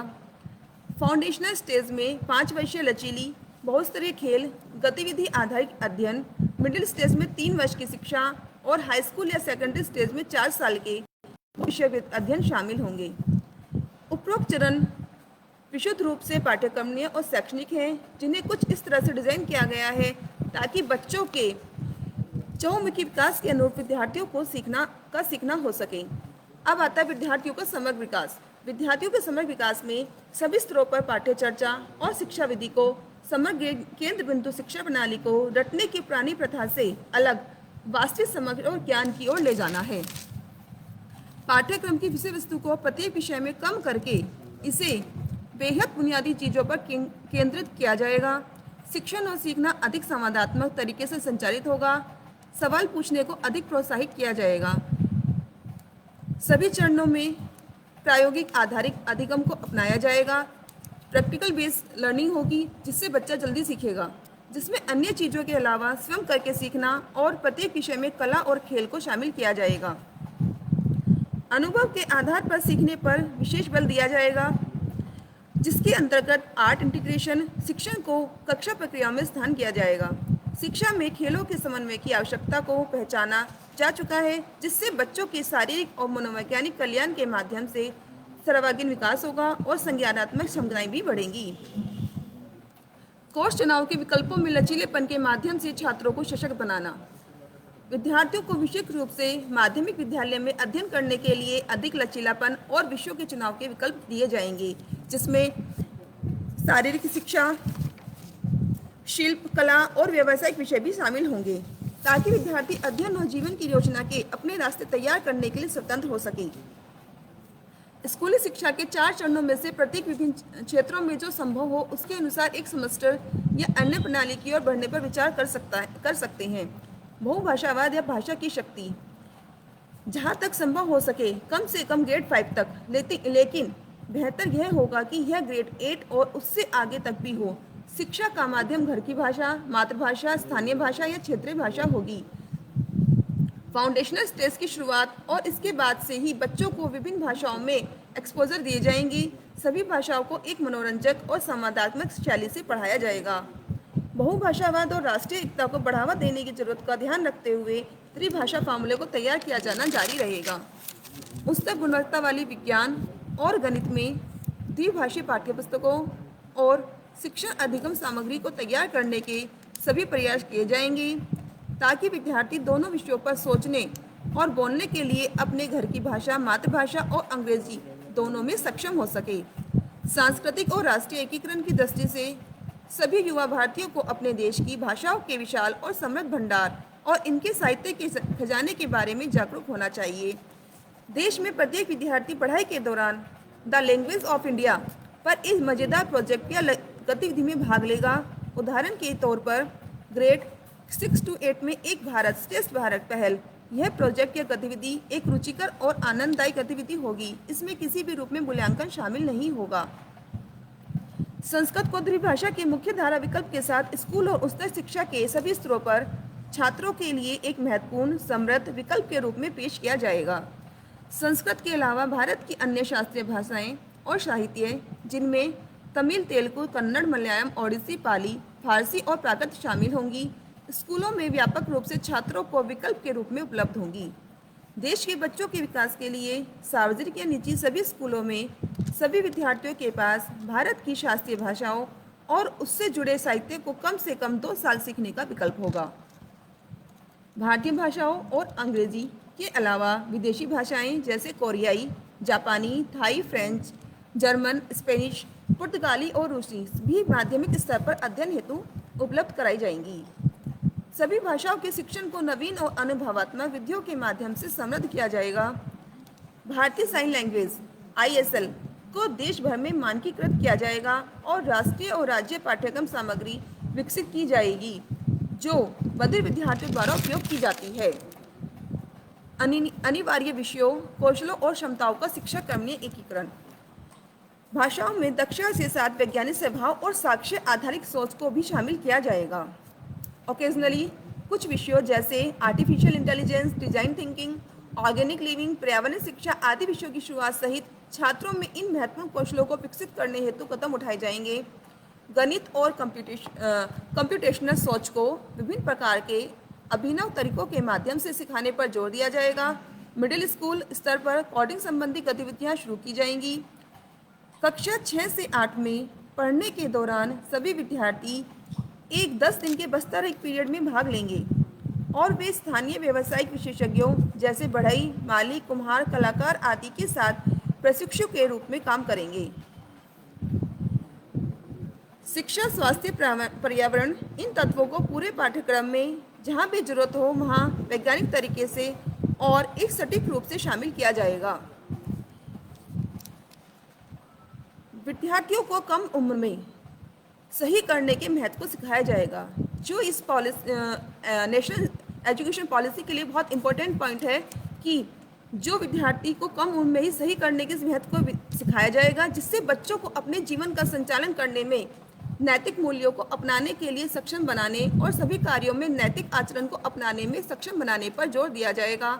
साथ ही साथ शराब, तंबाकू और अन्य मादक पदार्थों की हानिकारक और विपरीत प्रभावों की वैज्ञानिक व्याख्या को भी पाठ्यक्रम में शामिल किया जाएगा, जिससे हमारी आज की पीढ़ी को सभी हानिकारक चीज़ों के बारे में पता चल सकेगा।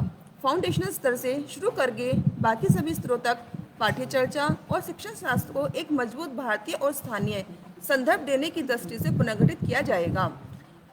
स्कूल शिक्षा के लिए एक नया और व्यापक राष्ट्रीय पाठ्य चर्चा रूपरेखा NCFSE 2020 NCERT द्वारा राष्ट्रीय शिक्षा नीति 2020 के सिद्धांतों को पाठ्य चर्चा आवश्यकताओं के आधार पर तथा राज्य सरकारों, मंत्रालयों, केंद्र सरकार के संबंधित विभागों और अन्य विशेषज्ञों के साथ परामर्श करके तैयार किया जाएगा। स्कूली पाठ्यक्रम के बोझ में कमी और बढ़े हुए लचीलेपन और रटकर सीखने के बजाय रचनावादी तरीके से सीखने पर जोर के साथ साथ स्कूल के पाठ्य पुस्तकों में भी बदलाव होने चाहिए।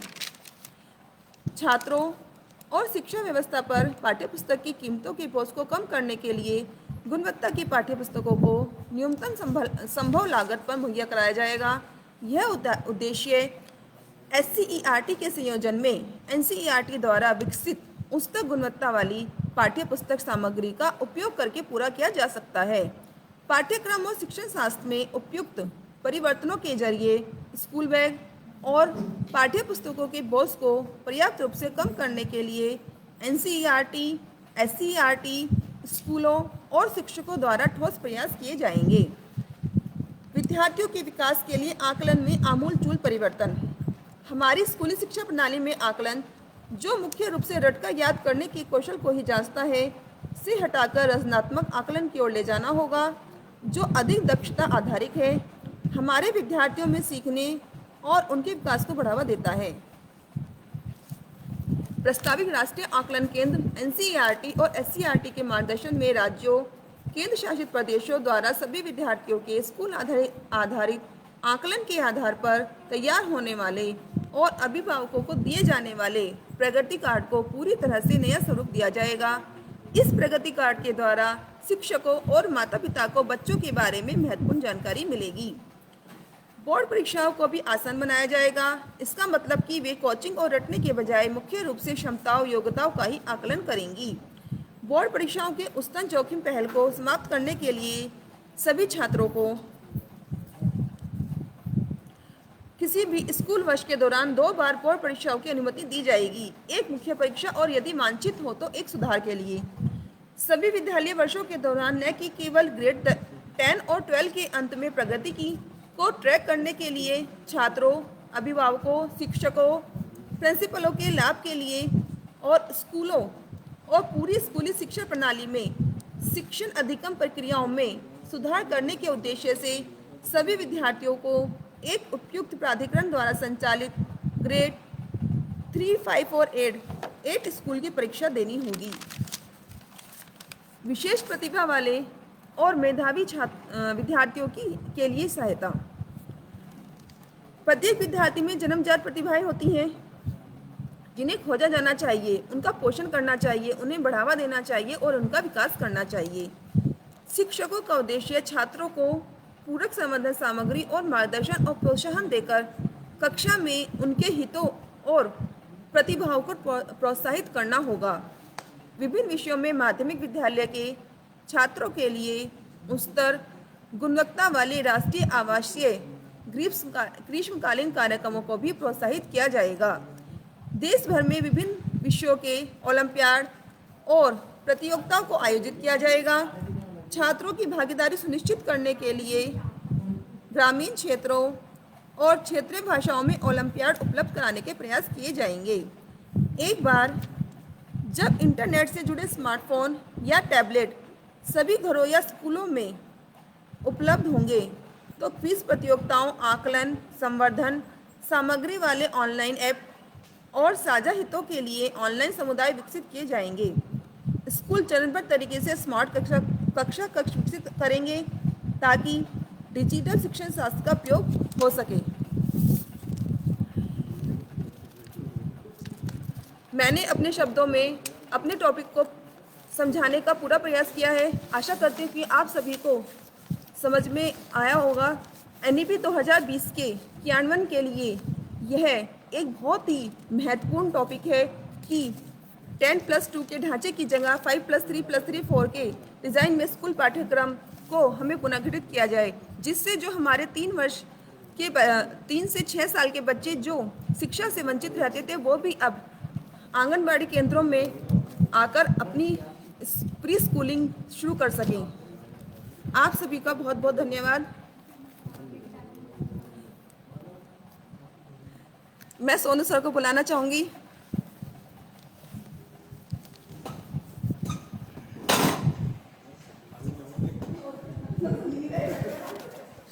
बहुत बहुत धन्यवाद मैम आपका। मैम ने बहुत ही विस्तार पूर्वक स्कूलों में पाठ्यक्रम और शिक्षण शास्त्र अधिगम समग्र एकीकृत आनंददायी और रुचिकर होना अध्याय पर बहुत ही विस्तार पूर्वक नई शिक्षा नीति में किए गए प्रावधानों का उल्लेख किया। साथ ही साथ SCERT NCERT द्वारा किए जा रहे प्रयासों का भी बहुत ही विस्तार पूर्वक से हमें वर्णन किया। अब मैं इसी कड़ी में स्कूल कॉम्प्लेक्स क्लस्टर के माध्यम से कुशल संसाधन और प्रभावी गवर्नेंस पर आधारित नई शिक्षा नीति में प्रावधानों का उल्लेख करने के लिए आमंत्रित करता हूं श्रीमती टीना वर्मा को कि वे आए और नई शिक्षा नीति में किए गए प्रावधानों का विस्तार पूर्वक हम सभी के बीच उल्लेख करें। मैम का हार्दिक स्वागत है, श्रीमती टीना वर्मा जी।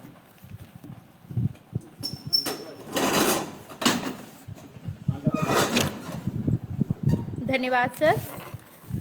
जिला शिक्षा एवं प्रशिक्षण संस्थान कांट मुरादाबाद से मैं डॉक्टर टीना वर्मा नई राष्ट्रीय शिक्षा नीति 2020 विविध आयाम एवं संभावनाएं और चुनौतियों पर 3 दिवसीय ऑनलाइन वेबिनार में आपका स्वागत और अभिनंदन करती हूं। मैं आज आपसे स्कूल क्लस्टर कॉम्प्लेक्स के माध्यम से कुशल संसाधन और प्रभावी गवर्नेंस के विषय में चर्चा करूंगी। जैसा कि हम सभी जानते हैं कि समग्र शिक्षा योजना के तहत समाहित सर्व शिक्षा अभियान और देश भर के राज्यों में हो रहे अनेकों प्रयासों से देश की हर बसाहट में स्कूलों की स्थापना की गई है, जिसमें प्राथमिक उच्च प्राथमिक विद्यालय समाहित है और इन विद्यालयों की पहुंच सभी तक लगभग सार्वभौमिक रूप से की गई है। लेकिन इससे कई कम छात्र संख्या वाले स्कूल भी वजूद में आए हैं। अगर हम UDAIS 2016-17 के आंकड़ों के विषय में बात करते हैं तो उनके अनुसार भारत के लगभग 28% प्राथमिक विद्यालय और 14.8% उच्च प्राथमिक विद्यालयों में स्कूलों में 30 से भी कम छात्र संख्या है, जिसके कारण कक्षा 1 से 8 तक के स्कूलों में प्रति कक्षा औसतन 14 छात्र हैं, जबकि बहुत से स्कूलों में तो यह औसतन छात्र संख्या 6 से भी कम है। यदि हम 2016-17 की बात करें तो लगभग 1 लाख से ऊपर स्कूल एकल शिक्षक स्कूल थे और इनमें से अधिकांश स्कूल लगभग 80,000 से ऊपर के स्कूल थे वो कक्षा 1 से 5 वाले प्राथमिक स्कूल रहे हैं। इन कम संख्या स्कूलों के चलते शिक्षकों के समक्ष बहुत सी समस्याएं उत्पन्न हुई हैं, जिससे शिक्षकों में नियोजन के साथ साथ महत्वपूर्ण भौतिक संसाधनों की उपलब्धता की दृष्टि से अच्छे स्कूलों का संचालन बहुत ही जटिल हो गया है और व्यवहारिक भी नहीं रहा है। शिक्षकों को अक्सर एक साथ कई कक्षाएं पढ़ानी पड़ती हैं, जिसके कारण उन कक्षाओं में उन शिक्षकों को वो विषय भी पढ़ाने पड़ते हैं जिनमें उनका कुशल नेतृत्व नहीं है या उन कक्षा संचालन में उनकी कोई भी पृष्ठभूमि नहीं है। जैसे संगीत, कला, खेल आदि ऐसे क्षेत्र हैं जिसमें बहुत से शिक्षक निपुण नहीं होते हैं। कई बार तो उन्हें भौतिक संसाधनों जैसे प्रयोगशाला और खेल उपकरण और पुस्तकालय की किताबें भी स्कूलों में पूर्ण रूप से उपलब्ध नहीं हो पाती हैं। अगर हम बात करें छोटे स्कूलों के अलगाव का भी शिक्षक और शिक्षण प्रक्रिया पर नकारात्मक प्रभाव पड़ता है। शिक्षक समुदायों और टीमों में सबसे अच्छा काम करते हैं और इसी प्रकार छात्र भी ये करते हैं। छोटे स्कूल भी शासन और प्रबंधन के लिए प्रणालीगत चुनौती पेश करते हैं। भौगोलिक फैलाव, चुनौतीपूर्ण पहुंच की स्थिति और स्कूलों की बहुत बड़ी संख्या भी स्कूलों तक समान रूप से पहुंच पाना बहुत ही मुश्किल बना देती है।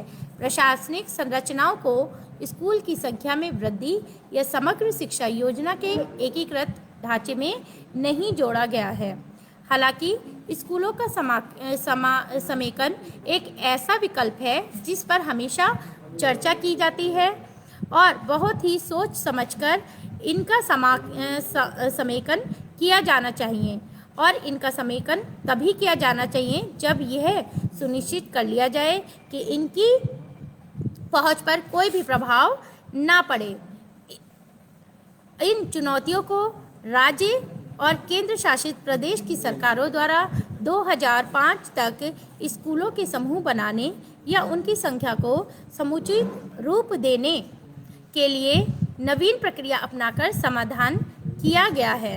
इस तरह की प्रक्रिया के पीछे ये उद्देश्य करना सुनिश्चित होगा कि हर स्कूल में कला, संगीत, विज्ञान, खेल, भाषा, व्यावसायिक विषय आदि सभी विषयों को पढ़ाने के लिए पर्याप्त संख्या में परामर्शदाता, शिक्षक, प्रशिक्षित सामाजिक कार्यकर्ता और तथा अन्य काउंसलर भी मौजूद रहें। हर स्कूल में पर्याप्त संसाधन हो जैसे कि पुस्तकालय, विज्ञान प्रयोगशाला, कंप्यूटर लैब, कौशल प्रयोगशाला, खेल और खेल का मैदान, खेल के उपकरण जैसी सुविधाएं भी बच्चों के लिए पूर्णतः उपलब्ध होनी चाहिए।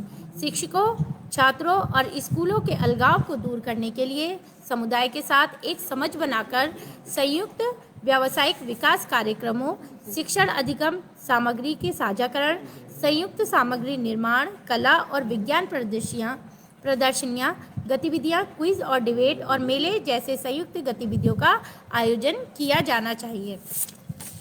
विकलांग बच्चों की शिक्षा के लिए स्कूलों में सहयोग और संबलन होना चाहिए।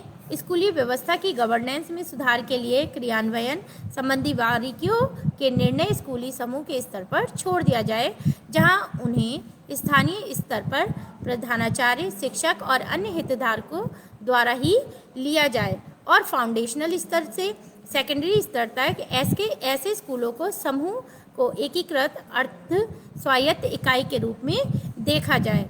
यहाँ पर मैं कुछ बात स्पष्ट करना चाहूँगी कि जैसे आईसीटी के माध्यम से विभिन्न स्कूलों में स्कूल क्लस्टर संकल्पना का ये आधार माना गया है कि आईसीटी के माध्यम से जैसे इंटरनेट, ऑनलाइन शिक्षण आदि के माध्यम से जिन विद्यालयों में अगर एकल शिक्षक हैं या कई विषयों के शिक्षकों की कमी है तो आईसीटी के माध्यम द्वारा उन विद्यालयों में भी बच्चों के लिए पूर्णतः शिक्षा और उनके संसाधन उपलब्ध किए जा सकते हैं ताकि उनके समय का सदुपयोग हो सके और उनका समय व्यर्थ ना हो।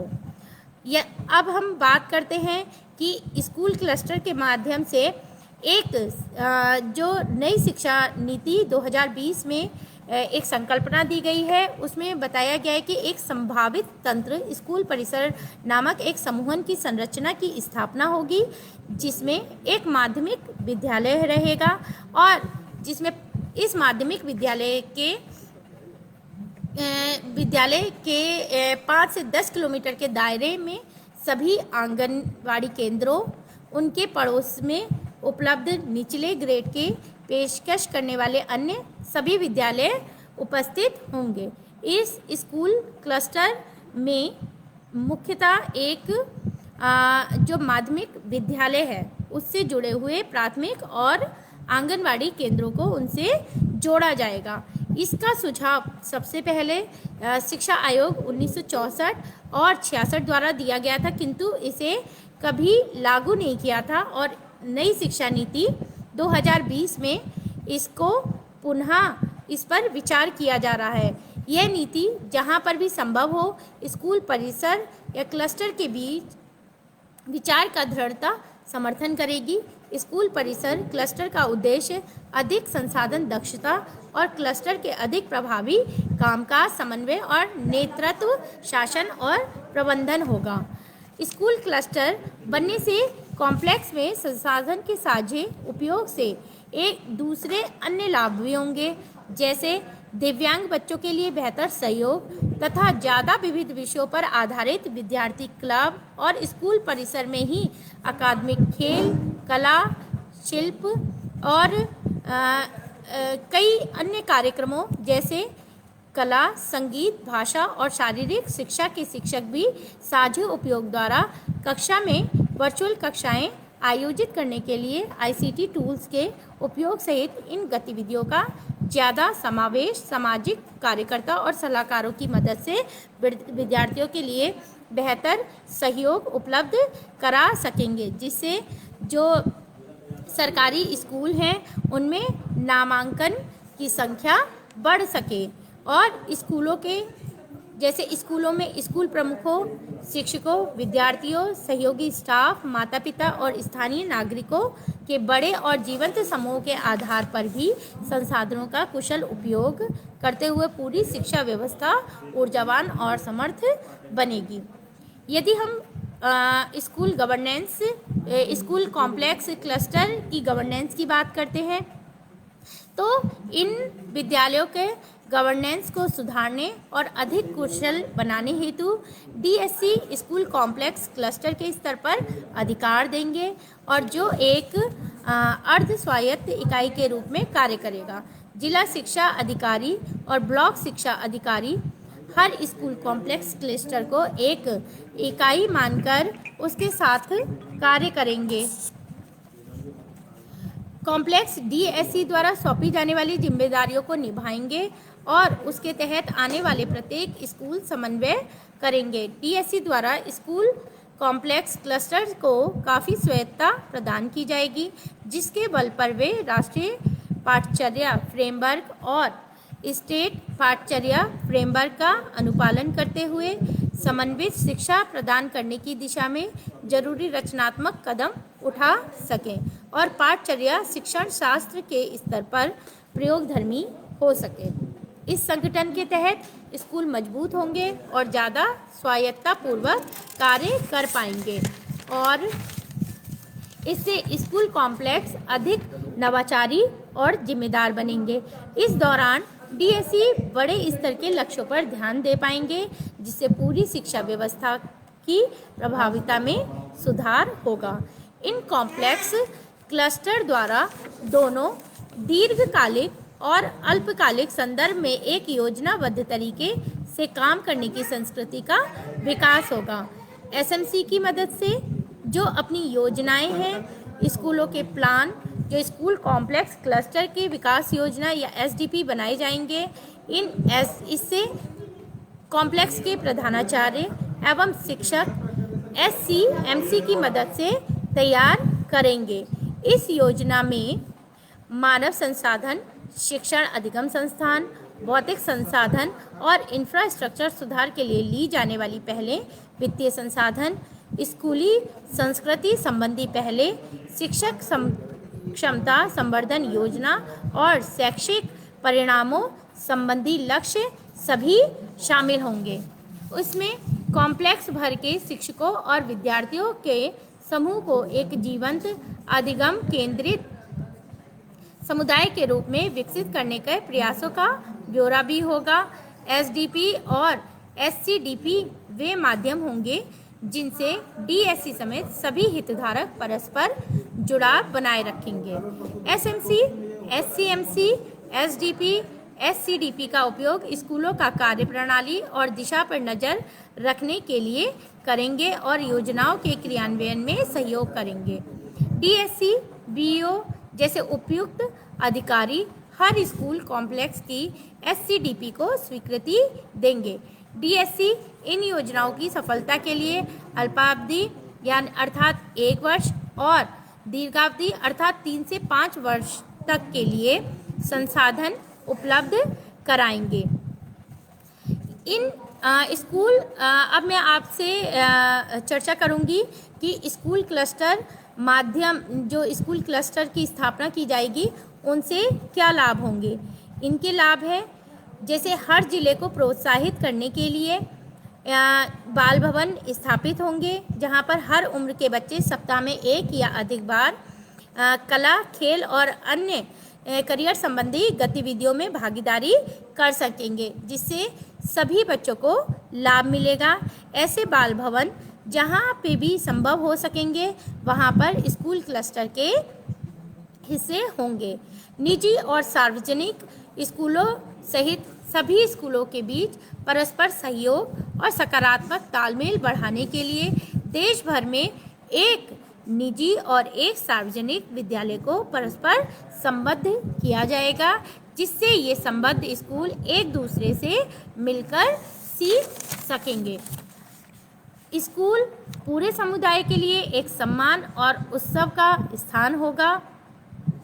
स्कूल की प्रतिष्ठा को पुनः स्थापित करने के लिए स्कूल स्थापना दिवस जैसे महत्वपूर्ण दिवस समुदाय के साथ मिलकर मनाए जाएंगे और इस दिवस पर स्कूल के विशिष्ट भूतपूर्व विद्यार्थी की सूची प्रदर्शित की जाएगी और उनका सम्मान किया जाएगा। भौतिक सुविधाओं का उपयोग समुदाय के लिए भौतिक, सामाजिक एवं स्वयं सेवी गतिविधियों के आयोजन के लिए और सामाजिक मेलजोल के लिए किया जाएगा। इससे स्कूल एक सामाजिक चेतना का केंद्र के रूप में महत्वपूर्ण भूमिका निभा पाएंगे। स्कूल क्लस्टर कॉम्प्लेक्स पर मैं अब अपनी वाणी को विराम देती हूँ। धन्यवाद।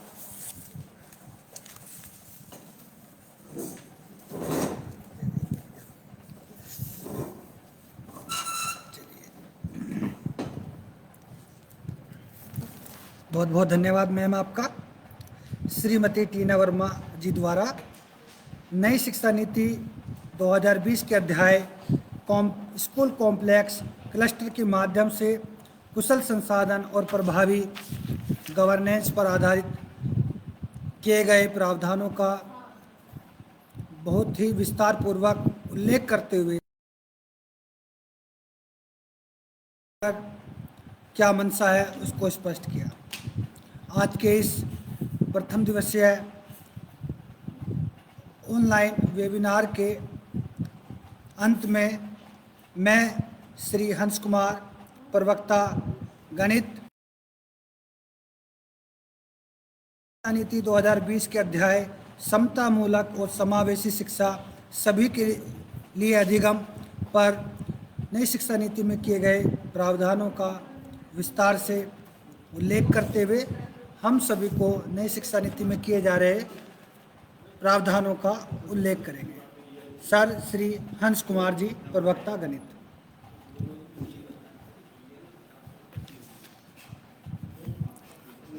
धन्यवाद सोनू सर। मैं हंस कुमार, प्रवक्ता गणित, आज के NEP कार्यक्रम 2020 में आदरणीय प्राचार्य जी, सभी वरिष्ठ प्रवक्तागण का अभिनंदन करता हूं तथा इस कार्यक्रम में जुड़े सभी श्रोतागणों का स्वागत करता हूं। जो मुझे आज का टॉपिक मिला है वो है समतामूलक एवं समावेशी शिक्षा सभी के लिए अधिगम। तो इसमें समतामूलक और समावेशी शिक्षा के अंतर्गत सभी प्रकार के बालकों को समान समझा जाता है और सभी को सम्मिलित रूप से एक समान अवसर प्रदान किया जाता है, चाहे वो किसी भी जाति का, धर्म का, संस्कृति, शारीरिक रूप से या मानसिक रूप से सक्षम या असक्षम हो। अब इसमें ये टॉपिक कई उसमें यूनिट्स में डिवाइड है। इसमें 6.1 है, ये छठा अध्याय है। तो 6.1 में नई शिक्षा नीति 2020 का उद्देश्य ऐसे समतामूलक और समावेशी समाज का निर्माण करना है जिसमें प्रत्येक नागरिक को अपने सपने सच करने, विकास करने और राष्ट्र हित में योगदान करने का अवसर उपलब्ध हो। यह शिक्षा नीति सभी वर्गों के बच्चों की शिक्षा में पहुंच, सहभागिता और अधिगम परिणामों को विभिन्न कार्यक्रमों के माध्यम से बढ़ाने पर बल देती है। इस उद्देश्य को पूरा करने के लिए हमें प्रत्येक ब्लॉक में कार्यक्रम आयोजित कराने चाहिए, जिससे शिक्षकों को मोटिवेट कर सके तथा छात्रों तथा उनके अभिभावकों में जागरूकता पैदा कर सके। इसका सेकंड पॉइंट है, इस शिक्षा नीति में सामाजिक व आर्थिक रूप से वंचित समूह को लिंग, भौतिक पहचान, जाति, सीखने से संबंधित असंगता तथा सामाजिक आर्थिक परिस्थिति के आधार पर बांटा गया है। SEDG यानी सामाजिक और आर्थिक रूप से पिछड़े ग्रुप में छात्रों की नामांकन स्थिति, उनकी स्कूलों तक पहुंच, अधिगम परिणामों में अंतर को पूरा करने के लिए जो योजनाएं चलाई जा रही हैं उनको जमीनी स्तर पर पहुंचाने में मदद करनी चाहिए। गुणवत्तापूर्ण स्कूलों तक पहुंचने में गरीबी, सामाजिक रीति रिवाज, विभिन्न प्रथाएं आदि कारणों की वजह से अनुसूचित जातियों के व जनजातियों के बच्चे विद्यालय तक नहीं पहुंच पाते हैं। अतः हमें उनसे संपर्क करके उनकी विद्यालय तक पहुंच को सुनिश्चित करना चाहिए। इस शिक्षा नीति का ये विशिष्ट उद्देश्य है। अध्यापकों को प्रशिक्षित करना चाहिए ताकि विभिन्न संस्कृति और सामाजिक रीति रिवाज वाले इन बच्चों में कैसे सामंजस्य स्थापित किया जा सके। अल्पसंख्यकों में प्राथमिक शिक्षा की अपेक्षा उच्चतर शिक्षा में प्रतिनिधित्व बहुत कम है, अतः हमें उन्हें उच्च शिक्षा के प्रति जागरूक करना चाहिए ताकि उच्च शिक्षा में भी इनका प्रतिनिधित्व बढ़ सके। विभिन्न ऐतिहासिक और भौगोलिक पहचान वाले क्षेत्र जहां जनजातीय समुदाय, अनुसूचित जनजाति के बच्चे विपरीत परिस्थितियों का सामना करते हैं तथा स्कूल शिक्षा को अपने समुदाय और अनुसूचित जाति के बच्चों के विपरीत परिस्थितियों का सामना किया जाता है, संस्कृति से भिन्न महसूस करते हैं, अलग जो ये संस्कृति है वो उससे अपने आप को अलग महसूस करते हैं, वहाँ पर भी विशेष कार्यक्रम चलाए जाने चाहिए और ऐसे तंत्र बनाए जाने चाहिए जिससे सभी बच्चों को लाभान्वित किया जा सके। सामाजिक और आर्थिक रूप से वंचित समूह जैसे प्रवासी समुदाय, निम्न आय वाले परिवार, गांवों कस्बों में भीख मांगने वाले बच्चे, अनाथ बच्चे, ये विद्यालयों में सहभागिता ना के बराबर है। इस शिक्षा नीति में इनकी भागीदारिता को बढ़ाने के लिए उन्हें एकत्रित करके विद्यालय तक पहुंचाना सुनिश्चित करने के लिए कहा गया है। तीसरे पॉइंट में SEDG के 3 वर्ष से अधिक आयु वाले बच्चों को शिक्षा से जोड़ने ताकि वह अन्य बच्चों के समान माहौल में सीख सके और अधिगम स्तर को प्राप्त कर सके। SEDG की भागीदारी बढ़ाने के लिए छात्रवृत्ति उपलब्ध कराई जाए, परंतु फिर भी इसमें स्कूल तक पहुंचने में पर्याप्त नहीं है, यानी विभिन्न योजनाएं चलाई जा रही हैं, छात्रवृत्ति प्रदान करी जा रही है, फिर भी छात्र स्कूल तक नहीं पहुंच पा रहे हैं, तो उनकी स्कूल तक पहुंच को सुनिश्चित किया जाना चाहिए। हमें इस तरह के कार्यक्रम चलाने चाहिए ताकि इन छात्रवृत्तियों का सही ढंग से प्रयोग हो सके और स्कूलों में बच्चों की पहुंच सुनिश्चित हो सके।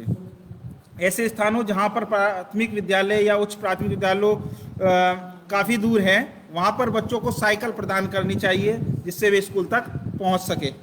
छात्राओं को उनके माता पिता भी भयमुक्त हो सके, जो छात्राएं हैं उनके माता पिता भयमुक्त हो सके। दिव्यांग बच्चों की पहुंच को सुनिश्चित करने के लिए एक बच्चे के साथ एक शिक्षक, सहपाठी शिक्षण तथा उपयुक्त तकनीकी का प्रयोग करना चाहिए। शहरी क्षेत्र में सामाजिक कार्यकर्ताओं की मदद से छात्रों, अभिभावकों, स्कूल के शिक्षकों के साथ सामंजस्य बैठाकर बच्चों की स्कूल में पहुंच को सुनिश्चित किया जाना चाहिए। भौगोलिक क्षेत्र के SEDG में आधी संख्या बालिकाओं की है और उन्हें गुणवत्तापूर्ण शिक्षा की व्यवस्था करनी चाहिए। गुणवत्तापूर्ण शिक्षा उपलब्ध कराई जा सके जिससे समाज में महिलाओं का स्थान महत्वपूर्ण और विशिष्ट हो। जो योजनाएं बनाई जा रही हैं वह बालिकाओं पर ही केंद्रित होनी चाहिए ताकि बालिकाओं को भी अधिक से अधिक शिक्षित किया जा सके। नई शिक्षा नीति में ट्रांसजेंडर छात्रों के लिए जेंडर समावेशी निधि का गठन करने की सिफारिश की गई है। इस नीति को राज्य सरकारों के माध्यम से समुदाय आधारित क्रियाओं को प्रभावी बनाने और बड़े स्तर तक ले जाने में महत्वपूर्ण भूमिका रहेगी। इसको विद्यालय परिषद में उनकी आवश्यकताओं के अनुसार सुविधा उपलब्ध कराई जानी चाहिए ताकि इन बच्चों की पहुंच विद्यालय तक सुनिश्चित हो सके। ऐसे स्थान जहां पर विद्यालय काफ़ी दूर हैं, उन स्थानों पर कस्तूरबा गांधी विद्यालय खोले जाने चाहिए। इसके अतिरिक्त जवाहर नवोदय विद्यालय व छात्रावासों का निर्माण कराया जाना चाहिए, जिससे उन्हें भी गुणवत्तापूर्ण शिक्षा उपलब्ध हो सके। इसके साथ ही इन विद्यालयों से प्री स्कूल को भी जोड़ा जाना चाहिए। इसका अगला पॉइंट है दिव्यांगजनों के लिए। दिव्यांगजन अधिकार अधिनियम 2016 समावेशी शिक्षा को ऐसी व्यवस्था के रूप में परिभाषित करता है जहां सामान्य व दिव्यांग सभी बच्चे एक साथ सीखते हैं। यह शिक्षा नीति भी इसकी सभी सिफारिशों को पूरा करती है। हमें दिव्यांगजन विभाग के विशेषज्ञों द्वारा परामर्श करके दिव्यांग बच्चों की आवश्यकता के अनुसार नीतियां बनानी चाहिए ताकि उन्हें भी पर्याप्त और गुणवत्तापूर्ण शिक्षा उपलब्ध हो सके। दिव्यांग बच्चों अथवा एक से अधिक अक्षमता वाले बच्चों को की स्कूल में पहुंच को सुनिश्चित करने के लिए विद्यालय परिसर में कुशल प्रावधानों की व्यवस्था की जानी चाहिए। विद्यालय में बच्चों की दिव्यांगता के अनुसार प्रशिक्षित शिक्षक की नियुक्ति की जानी चाहिए ताकि यह बच्चे भी बाधा रहित शिक्षा प्राप्त कर सके। विशेष आवश्यकता वाले बच्चों के लिए एक ऐसी प्रणाली विकसित की जानी चाहिए तथा ऐसे उपयुक्त तकनीकी आधारित उपकरण जैसे बड़े प्रिंट प्रारूप वाली पाठ्य पुस्तकें पर्याप्त मात्रा में उपलब्ध कराई जानी चाहिए ताकि इन्हें सीखने में सुविधा हो। भारतीय संकेत भाषा का उपयोग करके बुनियादी विषयों को भी इन बच्चों को विभिन्न उच्च गुणवत्ता वाले मॉडल विकसित करके सिखाए जाने चाहिए। दिव्यांग बच्चों की सुरक्षा पर भी पर्याप्त ध्यान देना चाहिए। एक से अधिक क्षमता या गंभीर रूप से दिव्यांग बच्चों के लिए उनके अभिभावकों या माता पिता के पास गृह आधारित शिक्षा का विकल्प होना चाहिए। माता पिता पर छोड़ देना चाहिए कि उन्हें गृह आधारित शिक्षा चाहिए या स्कूल पर आधारित शिक्षा चाहिए, यानी उन्हें स्कूल में भेजा जाए जिससे बच्चे वहां पर भी उपयुक्त प्रकार सीख सके तथा उच्च शिक्षा में भागीदारी कर सके। विशेष आवश्यकता वाले बच्चों की पहचान जितनी जल्द से जल्द हो सके उतना ही अच्छा रहता है। इसलिए इनकी क्षमता की पहचान करके उनको पर्याप्त मदद दी जाए ताकि वह समाज से कटकर इस भीड़ में कहीं खो ना जाएं। इन बच्चों की कार्य क्षमता अलग होने के कारण इन बच्चों के मूल्यांकन की भी एक सुनिश्चित प्रणाली होनी चाहिए ताकि सही ढंग से इनका मूल्यांकन किया जा सके। विशिष्ट दिव्यांगता या सीखने से संबंधित अक्षमता वाले बच्चों को पढ़ाने के लिए विशेष प्रशिक्षित शिक्षकों की नियुक्ति की जानी चाहिए तथा अन्य नियुक्त शिक्षकों में जागरूकता लानी चाहिए जिससे वे इनकी संवेदना को समझ सके और इन बच्चों की भागीदारी बढ़ सके। देश की संस्कृति और परंपराओं को संरक्षित रखने के लिए धार्मिक स्कूलों में जो पाठ्यक्रम है उनको राष्ट्रीय पाठ्यचर्या के अनुसार एक समान करने में सहायता प्रदान करनी चाहिए ताकि सामाजिक अध्ययन, हिंदी, अंग्रेजी आदि विषयों को पढ़ सकें तथा उच्च शिक्षा में दाखिला ले सकें। स्कूलों में पुस्तकालय तथा प्रयोगशाला पर विशेष बल दिया जाना चाहिए। पुस्तकालय में पत्रिकाओं, पुस्तकों तथा पठन सामग्री पर्याप्त मात्रा में उपलब्ध होनी चाहिए तथा प्रयोगशालाओं में भी संबंधित सामान की पर्याप्त व्यवस्था होनी चाहिए। अनुसूचित जाति या अन्य वंचित लोगों के लिए जो छात्रवृत्ति प्रदान की जा रही है उनमें से ऐसे तंत्र विकसित करने चाहिए ताकि उन्हें छात्रवृत्ति सही समय से प्राप्त हो सके। माध्यमिक शिक्षा के बाद उनको छात्रवृत्ति प्रदान की जानी चाहिए ताकि ये उच्चतर शिक्षा में प्रवेश ले सकें। आदिवासी बहुल क्षेत्रों में स्कूल में खेलकूद एनसीसी को लेने के लिए प्रोत्साहित किया जाना चाहिए ताकि इनकी प्राकृतिक प्रतिभा का विकास हो सके और उनकी अद्वितीय क्षमता का उपयोग देश के लिए किया जा सके। एसईडीजी छात्र छात्राओं में समानता बनाने के लिए छात्रवृत्ति और जो विभिन्न योजनाएं चलाई जा रही हैं उनके लिए सिंगल विंडो प्रणाली के माध्यम से उनके आवेदन को सुनिश्चित किया जाना चाहिए, ताकि जो सरकार लाभ देना चाह रही है वो लाभ उन्हें समुचित मिल सके। इसके नेक्स्ट उस टॉपिक में है स्कूल शिक्षा प्रणाली। स्कूल शिक्षा प्रणाली में सभी प्रतिभागी, जिनमें शिक्षक, प्रधानाचार्य, प्रशासक, छात्र सभी शामिल हैं, सभी को एक दूसरे की प्रतिष्ठा, सम्मान और निजता के प्रति संवेदनशील होना चाहिए। उनमें मानवीय मूल्यों का विकास करना चाहिए तथा एसईडीजी में से ही उच्च गुणवत्ता वाले शिक्षक का चयन करना चाहिए, ताकि यह बच्चे उनसे घुल मिल सके और यह शिक्षक उनकी भावनाओं को और उनकी समस्याओं को अच्छी तरह से समझ सकें। स्कूल के पाठ्यक्रम में मानवीय मूल्य पर आधारित सामग्री जैसे सम्मान, सहानुभूति, समावेशन और समानता को शामिल किया जाना चाहिए। इसमें विभिन्न धर्मों और संस्कृतियों, भाषाओं पर आधारित विस्तृत ज्ञान को शामिल किया जाना चाहिए, ताकि सभी समुदायों के बच्चे भी सीखने की क्षमता में वृद्धि कर सकें। तो समतामूलक और समावेशी शिक्षा का सभी के लिए अधिगम का ये टॉपिक यहीं पर ख़त्म होता है और मैं आगे के लिए सोनू सर को आमंत्रित करता हूँ, वे आएँ और आगे की कार्रवाई करें। धन्यवाद।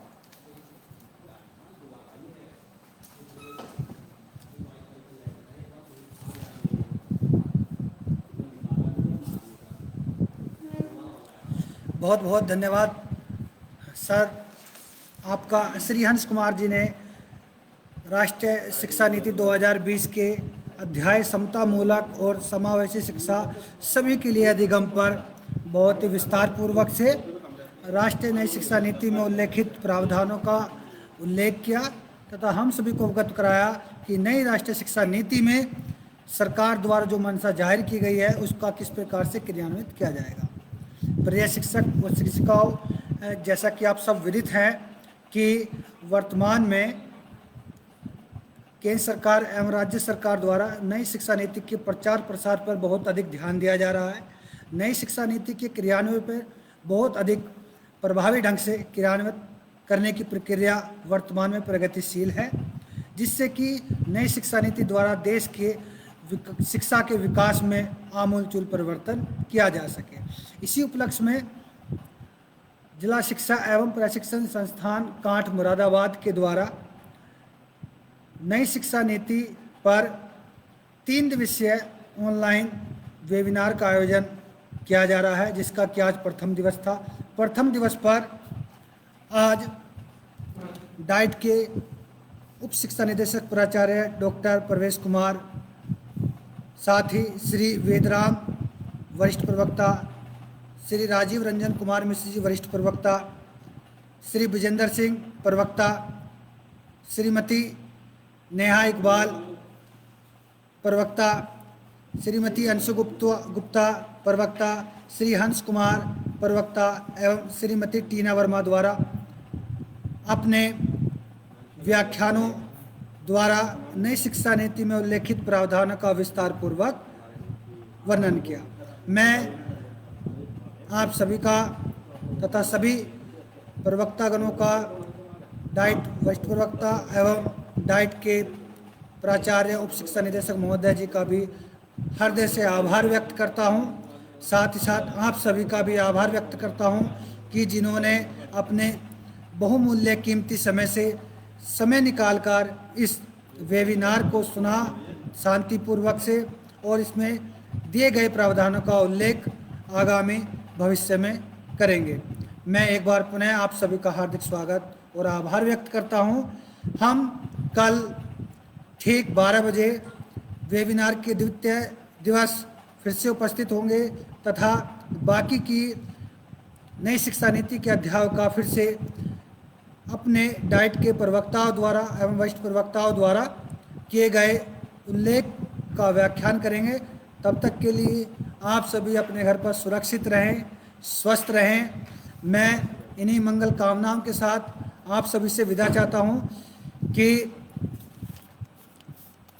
केंद्र सरकार एवं राज्य सरकार द्वारा जो नई शिक्षा नीति है उस पर जो प्रावधान किए जा रहे हैं उसका आप सभी मन से, दिल से अपने अंदर आत्मसात करेंगे तथा बच्चों के चौमुखी विकास में अपना पूर्ण योगदान देंगे। सभी का बहुत बहुत धन्यवाद। नमस्कार।